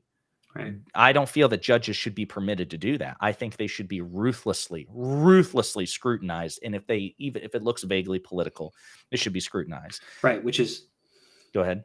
Well, sorry. That gets into the next criticism, which is about Thomas. That, like, right. Hey, when these actors start acting in ways that are explicitly political and that we don't really have a lot of forms to. Yes. And yes, precisely. And that's the frustrating, because here's the thing, folks, like what we're talking about here is, I'm not even talking about necessarily, it's not just the issue of court cases being decided in ways that I don't like. Obviously that plays a role. It's also the means by which these cases are decided. Again, like Stax and I talked about, set the decisions aside. The fact that these two decisions about President Biden's student loan forgiveness program and then the web designer, these two cases should never have been heard in the first place because of standing. Standing is a check on judicial power. The whole idea of the Supreme Court in exercising judicial review is they can't be proactive. They are a reactive body. You have to go through the appellate process and make your way up through the judicial system. Then they can act. But if, and as we're going to get to it here, if they can just say, oh shit, we'd really like to weigh in on the issue of whether or not Christians have to service gay people in their stores. Yeah, that was covered. That was covered like 15 years ago, but we're just going to do it again. Yeah, just come up with something. You don't even need. You don't. When was the gay case? Was that like 15 years ago? I thought it was like 10 or maybe 10, something like that. So anyway, so that is a problem. And then these 9 unelected figures don't have a binding code of ethics. They're the only judicial body, arguably the only federal body, because even the president and the Senate and Congress have to comply with ethics, and they have ethics review bodies. You have a House ethics committee, you have a Senate ethics committee. The Senate is able to review the ethics of the president, right, due to congressional oversight. But these 9 unelected judges don't have a binding code of ethics, right? And it's like, okay, well, listen, if you're gonna like proclaim that you are the least biased or the least political operatives, then you don't get the luxury. Like one of my suggestions here, I don't think judges, and certainly not Supreme Court judges, should be allowed to own stocks. Why? Well, Congress can do it. There's an argument to be made there too, but you all definitely shouldn't do it. If you're supposed to be these lofty, objective, divine arbiters, then you need to act like it. You have to forego. You should be made to forego certain luxuries that other people get to have as biased, mundane creatures of passion and prejudice and everything else. If we want to own stocks and do all that, fine. But you all should have to live like monks, in my opinion. For sure. Taken care of. But the argument, generally speaking, is like, oh, well, there's precedent and there's like internal pressure. And I would hope that would be enough. But as we can see, that's not. It's not. And we've seen when it comes to Thomas, who, as far as you guys, I don't know if you guys are aware of all of the controversy surrounding him, but he basically accepted quite a large number of gifts. Yes, hundreds of thousands of dollars worth of gifts from a right-wing billionaire named Harlan Crow, who basically sounds like a villain of some sort of movie out there. But he's got his own controversy surrounding him. He didn't disclose them, and Thomas presided in cases related to Harlan Crow's interests, so he didn't recuse himself. And Yeah. why didn't he recuse himself, Stax? Because there's no ethic. Yeah. There's no body to force him to operate within these precedents. Because he's not obligated to recuse himself. Thomas didn't recuse himself in a case concerning January 6th insurrectionists when his wife implicated his own wife. Yeah. Like and not only did he not recuse himself, he was the only justice. Even the other conservative justices ruled against him. Yeah. He was the only one to vote in a way which would have directly benefited his wife and shielded her from executive branch scrutiny. Wonder why? Yeah. Even the others were like, no, their texts are not protected. The federal authorities should be able to examine them. It's disgusting.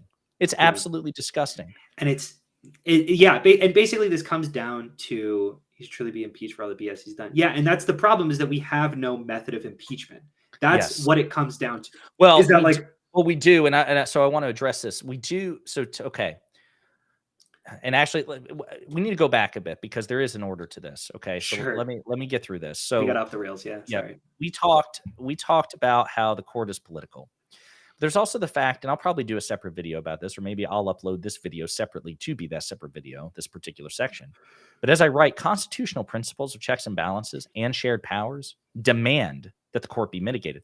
Folks, when people talk about shared powers, that doesn't, and separation of powers and checks and balances, that doesn't just apply to the president and Congress. It also applies to the court. That's the third. It's not like the court should be able to do what they're not given a blank check to do whatever they want, whenever they want, and shouldn't be, when Congress and the president can't.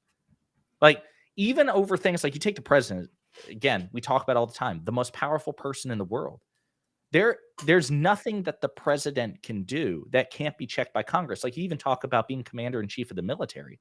Congress can interfere with the president's military decisions. Now, they're limited, and certainly no senator can give an officer in the military an order. They literally have no place in the chain of command. An officer of the military can give a senator the finger and move on. Can't do that with the president. But the president doesn't have unlimited absolute authority even over the military, even operational control over the military. If the president orders the military to commit war crimes, he has violated the law, and Congress can indeed step in. My point being, we all have checks and balances here. Why is the court exempt from that? Why should the court be exempt from that? Why would the framers want that? That's the other thing, too. If you're a conservative, like, well, the framers set it up a certain way. Like, dude, the framers had just fought a revolution to throw off an unelected tyrant. Why would they empower 9 unelected tyrants and say you can't do anything about it? That makes no sense. Clearly, they did not intend the court to be as powerful and as partisan as it has become. Well, also, we should also acknowledge that the Supreme Court is nothing like it was set up to be in 1776. I mean, there's so many distinctions, notably the most, like Marbury versus Madison, like completely changing and altering how the Supreme Court operates. So going down this line of thought is generally just sort of like leads you to a brick wall. Yeah. So as I write, the founders and the Constitution clearly intended Congress to be supreme, or the first among equals. This is true.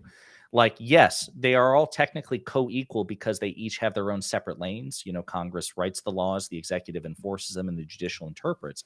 But Congress, in a democratic republic, and legislative authority is always intended to be ultimately, at the end of the day, the most powerful, which is why you look at checks and balances. Can the president veto legislation? Yes. But what can Congress do, Stax? Override that veto. Override the veto. 2/3. It's 2/3, right? Yeah. Yes. Can the president override their override? No. No, they can do one thing and he can go, aha, but they have the final chess piece. Now, again, the standard is higher because you want to make the president's check meaningful. You don't want to make it easy for them to override it, but it's doable. It's not 3/4 of Congress. It's not 99% of Congress. It's 2/3 of Congress. And presidential vetoes are, it's not like if the president issues 10 vetoes, 5 of them are overridden. It's relatively rare, but it can and has happened. It's not been like 200 years since a president's veto has been overridden. Okay. Presidents can be impeached. Presidents can be investigated.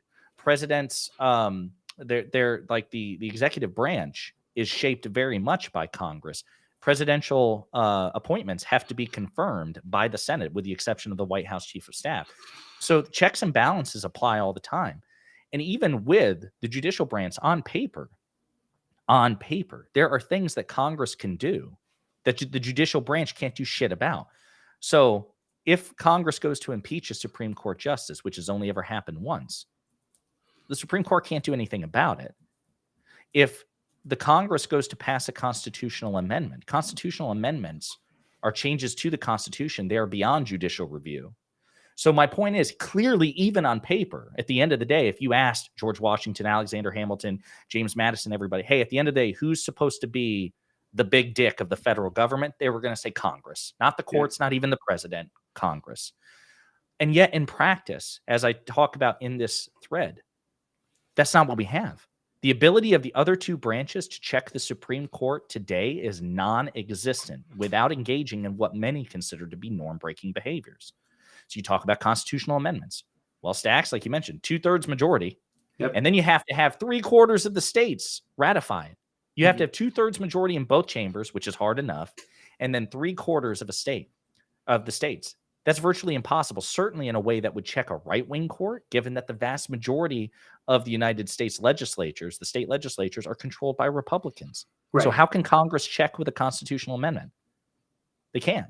They effectively can't. We haven't had a constitutional amendment in the past 30 years. That's how rare they are.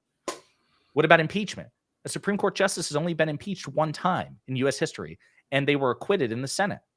We've impeached more presidents than Supreme Court justices. That's how rare this is. And again, a president is supposed to be far more powerful. And there's also way fewer presidents than Supreme Court justices. Obviously. Yes, absolutely. Not 9 times, because it's a lifetime appointment, but it's insanely more. Yeah. Oh, 100%. And then to point out too, and then we'll get to some of the comments. Now, presidents have checked court power in the past with threats or non-acquiescence, but those are seen as norm breaking. And again, Abraham Lincoln's my secret weapon, because Abraham Lincoln, if you poll everybody, he's everybody's favorite president. Yeah. Good. Well, Abraham Lincoln was a based breaker of institutions when push came to shove. He's like, hey, let me use the institutions to do the right thing. And people are like, no. And he's like, okay, well, I'll just break them and do the right thing anyway. And that is based energy. That is the kind of energy we need. So when he suspended writ of habeas corpus and basically would imprison people without telling them for their charges in order to successfully prosecute the war against the Confederacy, the Supreme Court was like, no, you can't do that. And he was like, stop me. Can I? Like, shit, we can. I think we should be able to acknowledge that there is a point at which norm-breaking behavior becomes justifiable. Yeah. And there's definitely an argument to be made. Well, sorry, there's an obvious argument to be made, which is things aren't as dire as the Civil War. Like sure. that is a pretty easy argument to be made. Sure. I agree with the crux of your argument, but I do think that defaulting to, well, Abraham Lincoln broke norms might not be the most justifiable. No, it 100% is, because it's when people are like, we can't break norms, that it's my trump card. It's my trump card to the stupid notion that we can't break norms. No, we can't. Well, now, if you want to say that the line that you draw the line too quick, fair enough. But miss me with that. We can't break norms. No. Sure. Fair enough. That's fair. Yeah. He also, the Emancipation Proclamation, by the way, was a direct defiance to the spirit of Dred Scott, and we celebrate Lincoln for it. Okay. So again, miss me with that crap. And then I point out, because here's the big one. People are like, well, the court should be above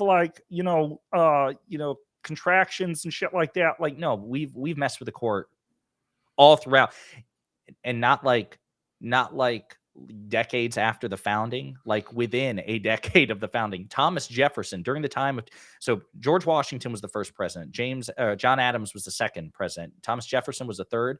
Between the Adams and Jefferson administrations, that early on in this country's history, we were messing with the size of the Supreme Court for political reasons. When Thomas Jefferson beat John Adams, because John Adams only served one term, when Jefferson beat him when Adams went for re-election, Adams' party in Congress, they were on their way out because they lost it. They shrank the size of the court so Jefferson, who was the incoming president, wouldn't be able to appoint more justices. That is how political this court has been from the very beginning. Founding fathers. Yes. So any of this originalist Yes. crap needs to be discarded. Yes, Right? 100%. Like this is how the framers intended. Is just, I mean, we could. It's not like they just wrote in their journals and then we're reading that. Like they had actions and it was documented. 100%. Again, this is not decades after the fact. This is Jefferson, Adams, and that generation of founding fathers were playing games with the Supreme Court that early on. Now, I gave you some of the reasons why it's really hard, outside of breaking norms, for the other two branches to check the court. But the court, it's so easy for the court to check the other two branches, because when courts strike down laws, be it on an individual basis or to declare laws unconstitutional, they only need a majority vote, and not a majority of 500 people, 9 people. a majority of 9. They 5 need 5, people. and they have 6 that are ideologically aligned. Now, again, I'll be clear, it's not like we always see 6-3 decisions. That's not the case. As a matter of fact, Gorsuch and Kavanaugh have joined liberal justices. Liberal justices have joined conservative justices. I'm not painting this brush that in every case this is what we get. But what I will tell you, in major ideological cases like Dobbs, Right. and like the 303 creative case, like the affirmative action case, It's like the always student loan, 6-3. it is It's ideological. the same 6-3. Yes. It's along partisan lines, and I'm going to be a little careful using that term because but it's very obvious that the three are Sotomayor, Kagan, and Jackson, who were elected, or sorry, not elected. That's the whole point. Appointed, right? Yeah, who were appointed by Biden and Obama, the only liberal presidents. Right. And here's another piece of trivia for you. Speaking of which, so Donald Trump in 4 years appoints 3 justices. If you take Obama. Wait, Obama in 4 years elected 3 justices? No, Trump. Oh, sorry. I think I misheard you. Okay. Then maybe I misspoke. Trump appointed 3 justices. Yep. If you take Obama, not Biden, Obama, Clinton, Carter, they, I think, combined in 20 years, they appointed 4. Obama, Carter, Clinton, you said? Yeah. Obama did 2. It was Sotomayor and Kagan. And then did Clinton did RBG. Right. I know that. That's what I mean. And was that it? And then Carter did the 4th. Yeah. In 20 years. Well, wait. You said Carter. That was 50 years ago. No, but collectively, those were the 3 Democratic presidents. So you had Carter, then okay, gotcha. I understand. I'm collectively, like Trump put nearly as many justices on the court in 4-year terms than 20 years of Democratic rule. Yeah. That's how lopsided is. Piece of trivia for you. Right. The other thing it could be that's not baked into a conservative bias. That's just baked into that's why I say it's just going to. No, I just said it's no, totally. But I guess what I'm saying is there is some sort of like baked in weird effect of having lifetime appointments that it's based off of like one person dying at an optimal time. Like we saw with I could name 4 or 5 justices in recent memory. Just one inconvenient death of one person could throw the entire so much of our structure. Yeah.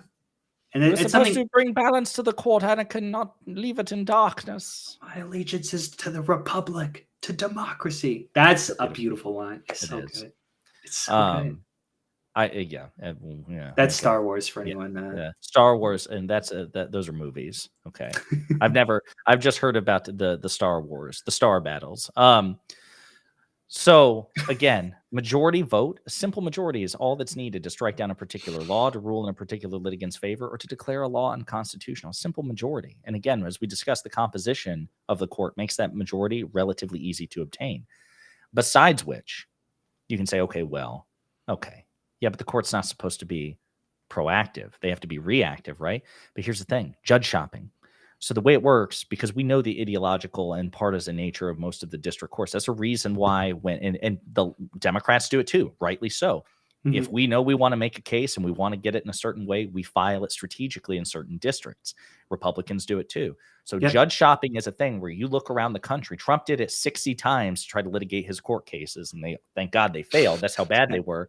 But you can judge shop.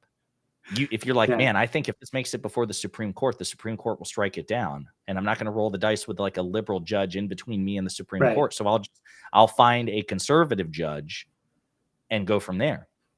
So that's what I'm talking about. It's so easy to get a case, relatively speaking, potentially before the Supreme Court. Now, the Supreme Court still has Has to grant that- certiorari like they're not obligated to hear it unless it's a conflict between two states. They can choose to hear a case or not. It's called certiorari. I'm curious But if you can tee it up that way. Yeah, this is more just like a just curiosity.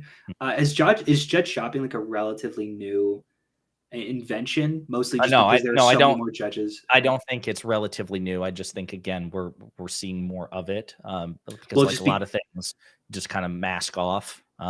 Sure, but also we have so many more judges that it's easier to find like a one-off scenario of someone who's more extreme, who's willing to pivot in my direction, and also it's easier.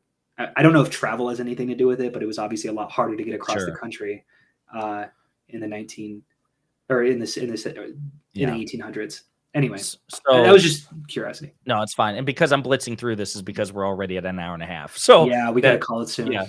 So I'm going to blitz through the rest of this real quick. Then we're going to answer some questions, then call it. And again, I'll probably do a separate video on this. But here's the bottom line, folks. We talked about some of the problems with the court. Here are our options. And these are in theory, right? Because it would require a president who wants to do it and sufficient Democratic majorities in both chambers to make it happen. Okay. So there are practical impediments to this. We don't have a president who wants to reform the court. He probably does want to reform, but he's too afraid to. Well, definitely doesn't want to expand the court. I don't know about reform, but like we don't have Democratic majorities that would make it happen anyway. And if he does want to reform it, he is not. That's the problem. I'm kind of. It's tough for me to give the president the benefit of the doubt in this respect because he could say, "Yeah, I don't want to expand it, but we need to do X, Y, and Z." He hasn't. So you could expand the court. He said, "I don't want to touch it." Basically, so fair enough. Yeah, so I'm going to blitz through these, okay? So we can expand the court. And again, historically speaking, we've done that. So anyone who's like, we've never done that, they are either a liar or a moron, or perhaps both, but they are wrong. It also would be commensurate with other advanced economies, other advanced democracies that are actually smaller than we are. You know, Sweden has 16, so does Germany, in terms of like justices on their high court. Japan has 15. The UK has 12. Mm-hmm. Okay, so there's no reason that the US, who's bigger than probably all of them combined, probably not Japan and UK, but we're close, where we have fewer than any of them. It would also allow us to correct the court stealing that Republicans have engaged in the past, 5 years. We've also, and this is a big stat that throws people off, we've had 50 years of a conservative slight or conservative supermajority. 50 years. Wow. And we may have it for another 30. Yeah. That's what I'm saying, folks. This is ridiculous. But also here's something that I don't know if you mentioned, but like just mathematically, if you increase the number of Supreme Court justices, it makes any random death hold less weight.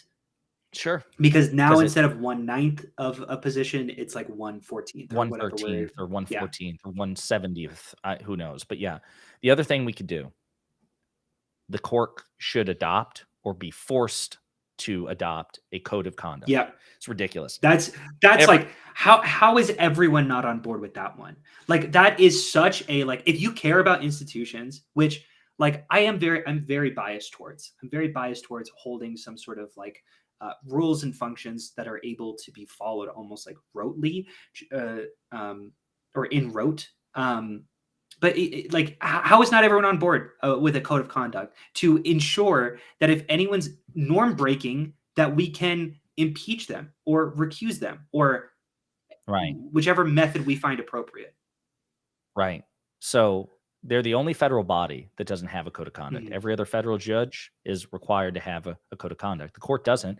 And commensurate with the code of conduct that is enforced upon other judges, if there's a potential breach of it, there's a reviewing body, but because the Supreme Court is the highest court, there's nobody to review it above them, at least in the judicial chain of command.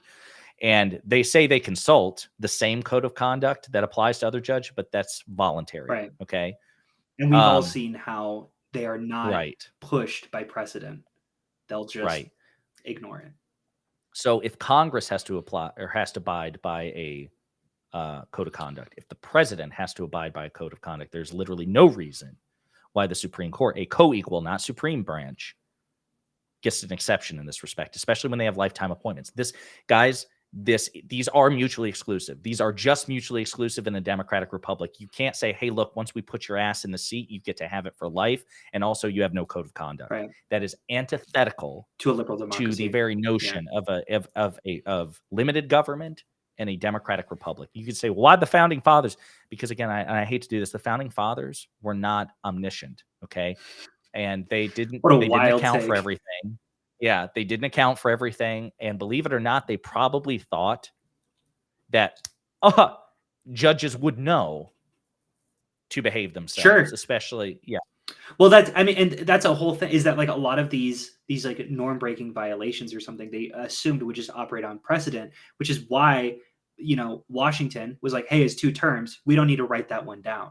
We got this. Because they're just going to do what Washington did. And what's funny is everybody did for 200 years until FDR, yeah. right? That's because norms used to have power in this country. Now, again, the founding fathers were stupidly naive about the permanence of the power of norms. Right.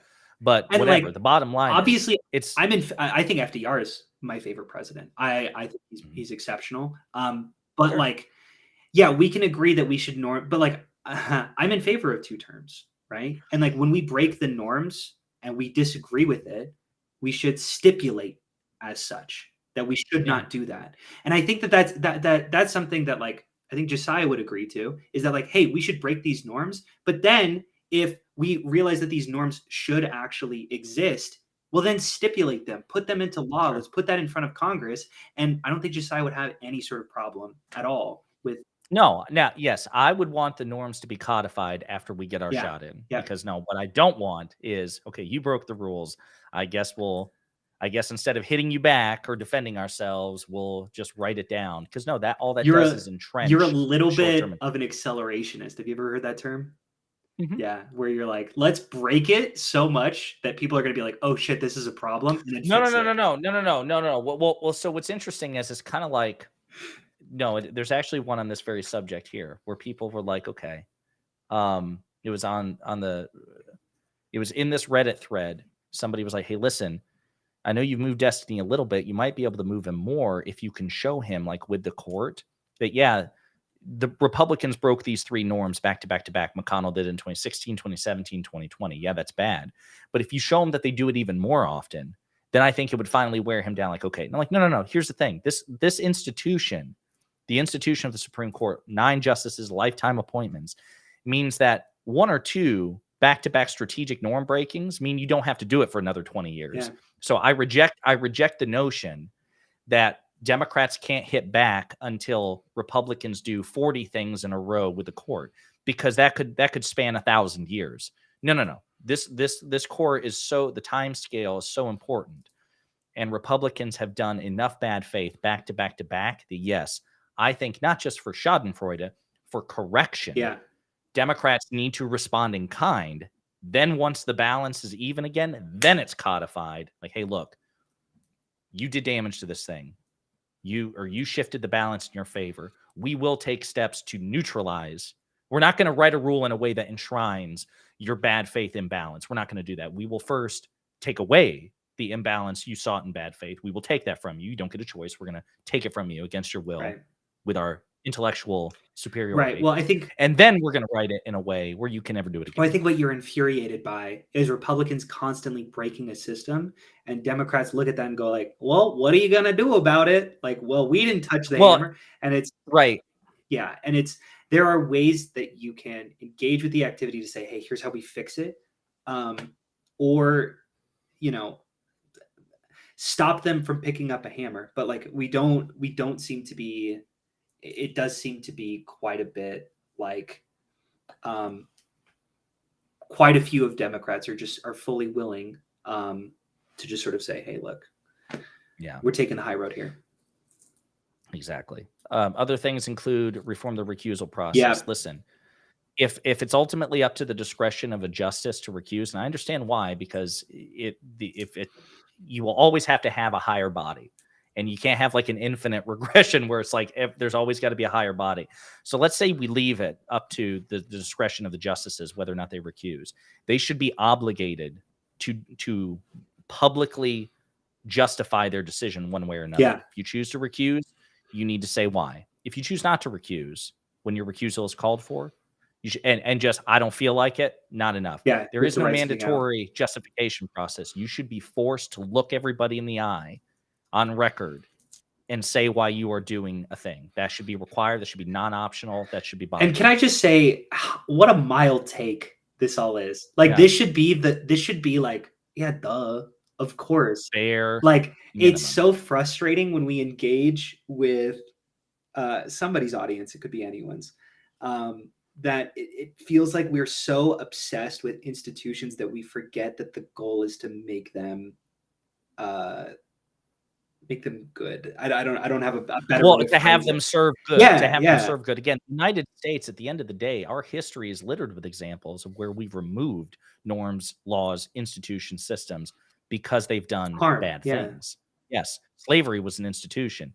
A strident institutional absolutist would have been like, we can't get rid of slavery no matter how we feel about it because it's an institution. No, you idiot. Institutions are means to an Right. end. Now, you may draw the line much further than I will, and fair enough. That's the debate I'm interested in having. Yeah, but any don't of this, tell me and don't yes, pretend to me yes, that you don't draw a line. yes, 100% agree with that. Yeah. The last thing I'll say before we turn to comments, one of the other, there's a long list of potential reforms. Supermajority requirements. So perhaps Supreme Court decisions, if you're going to strike down a law as unconstitutional, you can't do it with a simple majority. Right. You need 6-3 or 7-9, whatever it is. There are other countries in the world that require that. I think it was like South Korea and others, and actually states. There are states that require that in the United States where their high courts their constitutions require, like North Dakota, Ohio. Those are examples of states that their high courts have to have supermajorities before they strike down a state law as unconstitutional. It's the same reason why when you override a presidential veto, we raise the threshold, Right? Because it's you will be overriding a co-equal. You can't just do it on a whim. It has to be a higher threshold. Or convicting a high officer of impeachment and removing them from office. We don't do. It's a simple majority to impeach, but 2/3 majority to convict. Right. That's good. There's a reason for that. So why shouldn't the Supreme Court be required to have a supermajority to strike down a law as unconstitutional? Food for thought. Yeah. And other nations do it as well. And then perhaps a legislative override. If the president can veto Congress, but Congress can override that veto, why can't Congress be able to override a Supreme Court decision, perhaps with a 2/3 majority in both chambers, the same as a veto? Or perhaps the president also has to sign on for it. Who knows? To be the most fair, they kind of always have that ability, because if a court says, hey, that's unconstitutional, the Congress always has the ability through a supermajority to amend the Constitution. No, they don't. What do you mean? What does it take for an amendment to take effect? 2/3 and 3/4 of the state legislatures. Correct. Oh, so you're saying That the right state? there. Okay, all right. Yeah, I can. Okay, fair enough. it'll be more fair. This is what I'm Shut talking the about with fuck you. up. God, you're such a reflexive shill for institutions. This is my problem. I am definitely way more biased towards institutions than Josiah is. I can 100% say that, and it has driven him quite insane. Yeah. But my world would be a better place than his. So I want like a Stax documentary channel where the redcoats go to overthrow, or excuse me, the colonials go to overthrow the redcoats. And Stax would be like, whoa, guys, the monarchy's been around so long. Divine right. Is that what I'm saying? Baby. That's what I'm saying. Yes, it is. It is. That's not at all. Have you went there with a super majority? Maybe if we got a super majority, God, you're such an accelerationist. General Washington, you're such an accelerationist. No, I think that there's time. Oh, shut the fuck. You know what? Let's get to comments. Okay, I think that's unfair, but you know what? I'll let him get away with it. So Alex says SCOTUS should not be lifetime appointments. Agreed. Term limits are another potential course. Yeah, I'm interested in that. I think that it's a little crazy that it's just based off of when people die. Yeah. Are you sure you're okay with that? Because again, that's an institution. That's a that's a lifetime appointments. Okay, sure? I love institutions, which is why I want to correct them whenever we can to build stronger and more durable institutions. Yeah. Okay, that's not. We should always. Okay, here's the thing: we should always respect and criticize institutions constantly, both at It's the same good. time. You can respect them and I can criticize them. And that's why we're a match made in heaven, baby. Alex says, of course, there should be oversight on all branches of government, including SCOTUS. Yeah, again, the idea is they should all be able to impede with one another, right? If you're really like a checks and balances, separation of powers purist, there's just that's the thing that throws me. And that's where like certain conservatives that I've had arguments with who really like the system the way it is, I'm like, guys, wait a minute, including libertarians. I'm like, so the branch that should be the least interfered with, the least susceptible to interference, should be these 9 lifetime appointees who are not elected. That's the branch that of all 3 I thought branches, we overthrew our kings. Yes. Oh, you just wanted to make 9 or 8 more. Yeah. Gotcha. Yeah. So stupid. Well, let's see. And obviously, if you want to weigh in on this, let me know. When SCOTUS took it upon themselves to unilaterally litigate, the separation of powers is no longer functional. I think they mean legislate, but yeah. Oh, right. Okay. I was confused by that. Yeah. I was like, litigate. That's the whole. Yeah. Anyway, someone had did we go over what process would work to avoid partisan appointment judges? Yeah. We're going to get there. We're going to get there. The founding fathers were scared the president would become king, so they weakened the presidency. Yeah, so the presidency was initially conceived of as being relatively anemic, right? But they also entrusted President Washington to basically fill out the lines. And Washington, I think, had a more, certainly, arguably Lincoln and FDR, and for based reasons, had a more aggressive view of the presidency than even Washington. But for sure, it's really easy to argue that the presidency is a lot more, is a lot stronger than it was originally envisioned, especially when it comes to wartime proposition. When's the last time we've actually declared war for Congress? Was it World War II? I think it was World War II. I think it's been something like that because 100 years. Korea wasn't declared. Vietnam, I don't think was declared. Or was Korea declared? I don't think. I know Vietnam wasn't. I think the last time that the Senate declared war was the World War II. Correct me if I'm wrong. By the Senate, do you mean Palpatine? I am the Senate. Yeah. Nice. Okay. Let's see. Why Alex O'Brien says, why aren't we afraid a lifetime appointment of SCOTUS can be like precisely. Yeah. Precisely. Yeah, no, they should. Right. But the ones who aren't afraid either are ignorant of the issue or because the justices lean a certain way that they're comfortable with. They're cool. Because here's the reality. Most people are okay with a king until the king decides in a way that they don't like. True. That's the truth. My brother he's such a simp for Britain, and he legitimately cried when Elizabeth died. Queen Elizabeth died. When Queen Elizabeth died. And then is it Charles right now? Charles took so Charles took over, and my brother was like, no, this sucks. And I was like, yeah, I wonder why, dumbass. Well, what's funny is your brother's views are pretty common. There are Republicans in the UK, and I mean people who actually want a republic, not like our Republicans. They basically tabled the issue of trying to convert the UK to a monarchy because they were running out the clock on the Queen. Yeah. Because the Queen, whether you like it or not, the most popular head of state in the 20th century, 100%. like period. Factually, so and Republicans knew we can't win that fight, so we're just gonna step back, just let time take care of it, and then now they have to deal with Chuck, and everyone's like, oh shit, wait, maybe we don't actually like this unelected and that's just position, people in Chuck's family. That's just people in the king's family, you've got like Harry and William. They're probably like, actually, Dad, you know what? Can we just like. The amount of times, like I've always been critical of monarchies. I've never been a fan. I don't know if I'm a fan of Queen Elizabeth, but like, why the hell does that position exist? Is always. And then like, I knew a British person, and I like kind of mentioned offhand, like, yeah, fuck. I didn't say like fuck the Queen, but it was kind of that mentality. And she was like, don't you dare say that to me again. And I'm like, okay, where's your mentality now? Like now that it's just a monarch that you don't actually like. Because they obviously they liked her. Yeah, exactly. The institution, they liked her. No, 100%. Yeah. Like, listen, I said this before. It was weird. It was really hella weird. And I did like a lot of time soul searching, actually talking with friends of mine, like in our that server that we're in, people who are live in the United Kingdom. I talked about it with him privately. Like, dude, I've never been to England. I'm an American, and like I am thrown by the fact that this woman is dead. And they were like, well, a couple of things. Number one, you're a politics geek. Makes sense. Number two, it's throwing all of us. They're like, none of them are monarchists, but they're like, she was in the political constant. Like, I can't remember what did they say? It was like 80% of all Britons have never known another monarch in 90.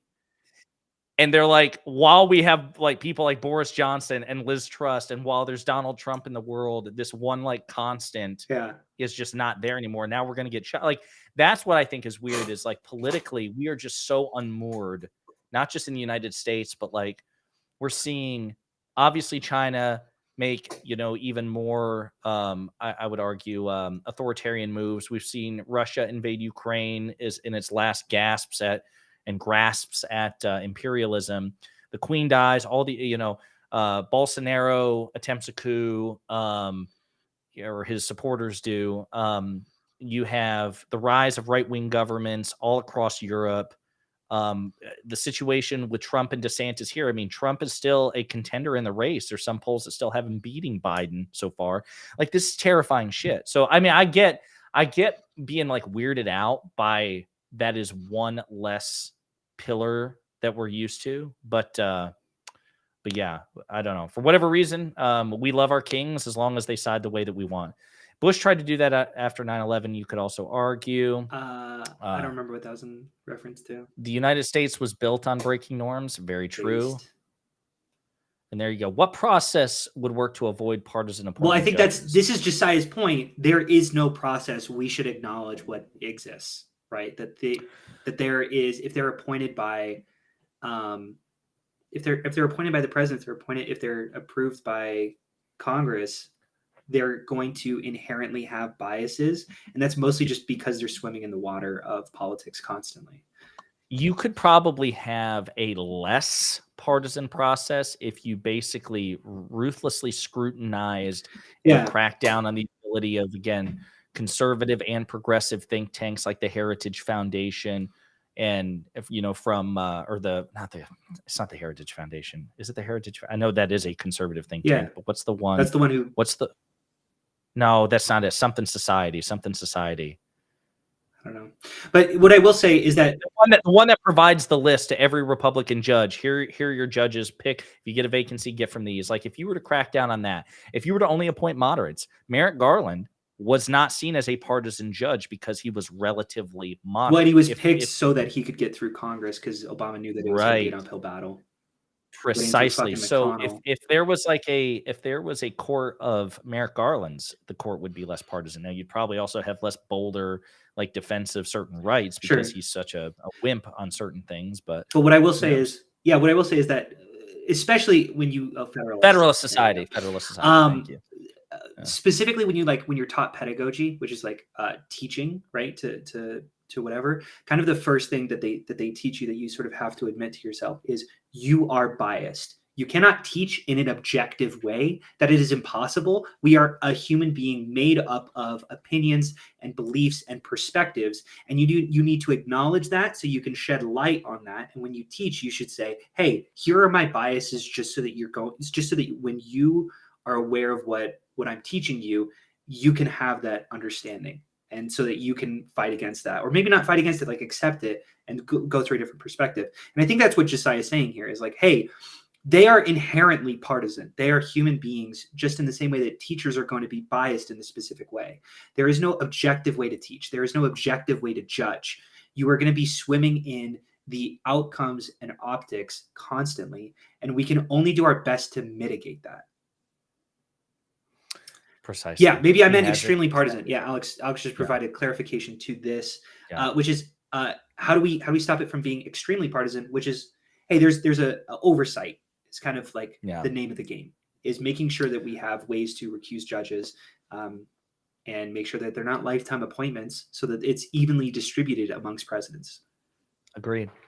We need term limits and to expand the court, as well as having an oversight ethics committee. Yes, I am open to any or all of the recommendations that were discussed in the thread. And listen, I'm not saying that they're all slam dunk, that their implementations wouldn't create issues, because again, if you have a review process for the Supreme Court, that does get complicated. It's the same reason that congressional oversight of the presidency is also complicated too, because again, they can interfere, but it's not like Congress can demand certain things from the president. Like executive privilege exists where the president can go, no, and then the court has to decide which need trumps more, congressional oversight or the ability of the executive to do its job.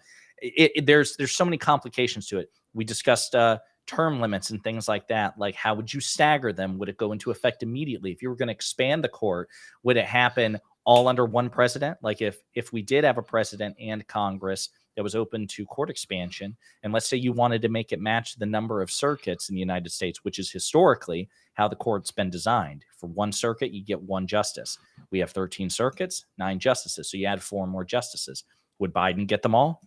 Would you stagger them out? Would it be written into law that the Democratic president gets 2 and the next Republican gets 2? Would that be too partisan? Would it be like I'm just acknowledging out the bat that there are complications to implementation, but I don't think that should prevent us from pursuing these, because the way it's working now also has its issues, and there's just no reason to continue this way. There's none. We should be able to try something else. Yeah. Make the justices swear or affirm for every case that they have no conflicts of interest, and make false oaths grounds for impeachment. That would be another thing too. Yeah. Or even prosecution, because if you make it be like perjury. If you perjure yourself in a conflict of interest, perhaps that's a check that the executive could have on the judicial, that the Department of Justice will review and like, oh, you do have a conflict of interest that we can prosecute, right, and go from there. Right. We're way over time. Yeah, is what I will say. We have a few more comments. Is that basically it of the comments? That is great. That's it. I want to just plug myself for just half of a second, because I've got a debate on WIC TV tomorrow, and it's I don't think it's been announced, but there's some big names joining, ones that people will probably know. No, folks, I'm not going to be there. No, I'm not going to be there. No, yeah. Loser. No. But yeah, it's going to be a debate. I don't know what the topic is. I don't think WIC has announced it yet, but I will be on WIC TV on a panel tomorrow. What time? Let's see, 6 p.m. Eastern Standard Time. That's cool. Yeah. I'm excited for you. So check it out. I'm definitely rooting for the other person. There's no question about that. I don't even know who the other person is. I'm definitely not rooting for you because you're a dick. Facts. But yeah, no, that's exciting, dude. I'm hyped for you. Yeah. I can't wait to see it. It's gonna be good. Yeah. So tune in for that. I'm also gonna be posting a YouTube video that's gonna be really long and take a lot of work. Yeah, sorry, you post like daily, but you also just like spend 2 minutes writing out your script and you just tell the news. I don't write a script. That's the thing. I offer political commentary based on what I read. Okay. Sure. You don't understand, because it's all culture war stuff for you. I'm just kidding. No, I'm hyped for you, buddy. Yeah. Once you get started on YouTube, that'll be the dream come true. But yeah. Anything you want to plug before we get going? Nice. I'm just hey, no, I'm nice. kidding. So listen, my butt. You're all probably on my channel, or you may be on Stax's channel. If you're on Stax's channel, leave his channel and come over to mine. Facts. I'm way cooler. Please, youtube.com/@ponderingpolitics. Listen, guys. I want to blow this channel up, metaphorically speaking. I want it to swell. Jesus Christ. I want it to swell. That was the Ted Kaczynski approach to rhetoric. Nice. He was the Unabomber. Stax didn't know that. I didn't. The Unabomber was no, I'm just kidding. But yeah, so we're trying to grow the channel. I'm trying to grow my channel. I'm trying to grow Stax's channel as well. He doesn't give me much to work with because he's always on TikTok. But follow me on TikTok. If you would like, subscribe and send to your friends. Listen, we don't even mind hate watchers. If you know Republicans who just want to bash progressives and soy libs and whoever else, there's so much soy here. This is a soy factory. I am wearing, as we speak, a Golden Girls sleeveless tee. That's so cute. That is cute. And hey, Stax, on that note, I want to thank you for being a friend. Thank you. Ding, ding, ding, ding, ding. Thank you for being a friend. All right, guys. We got to get going. Yeah, you do. Do you have things to do? I had plans with a friend, and then I called them up, and they were like, please stop saying that I'm your friend and stop harassing me. I'm blocking 100%. You now. So we'll see how that goes. I'm going to go show up on their doorstep and see if that changes anything. Are you gonna go play Magic the Gathering? No, I don't have any friends to play with. That's Or good. I have Good. the buddy, but we'll see how he's done. Anyway, All right, folks, we're ending it. We'll see you next Sunday. Love you. Bye. bye. Ooh, love a dude in a Golden Girls show. Stop it, Kelly. Stop it.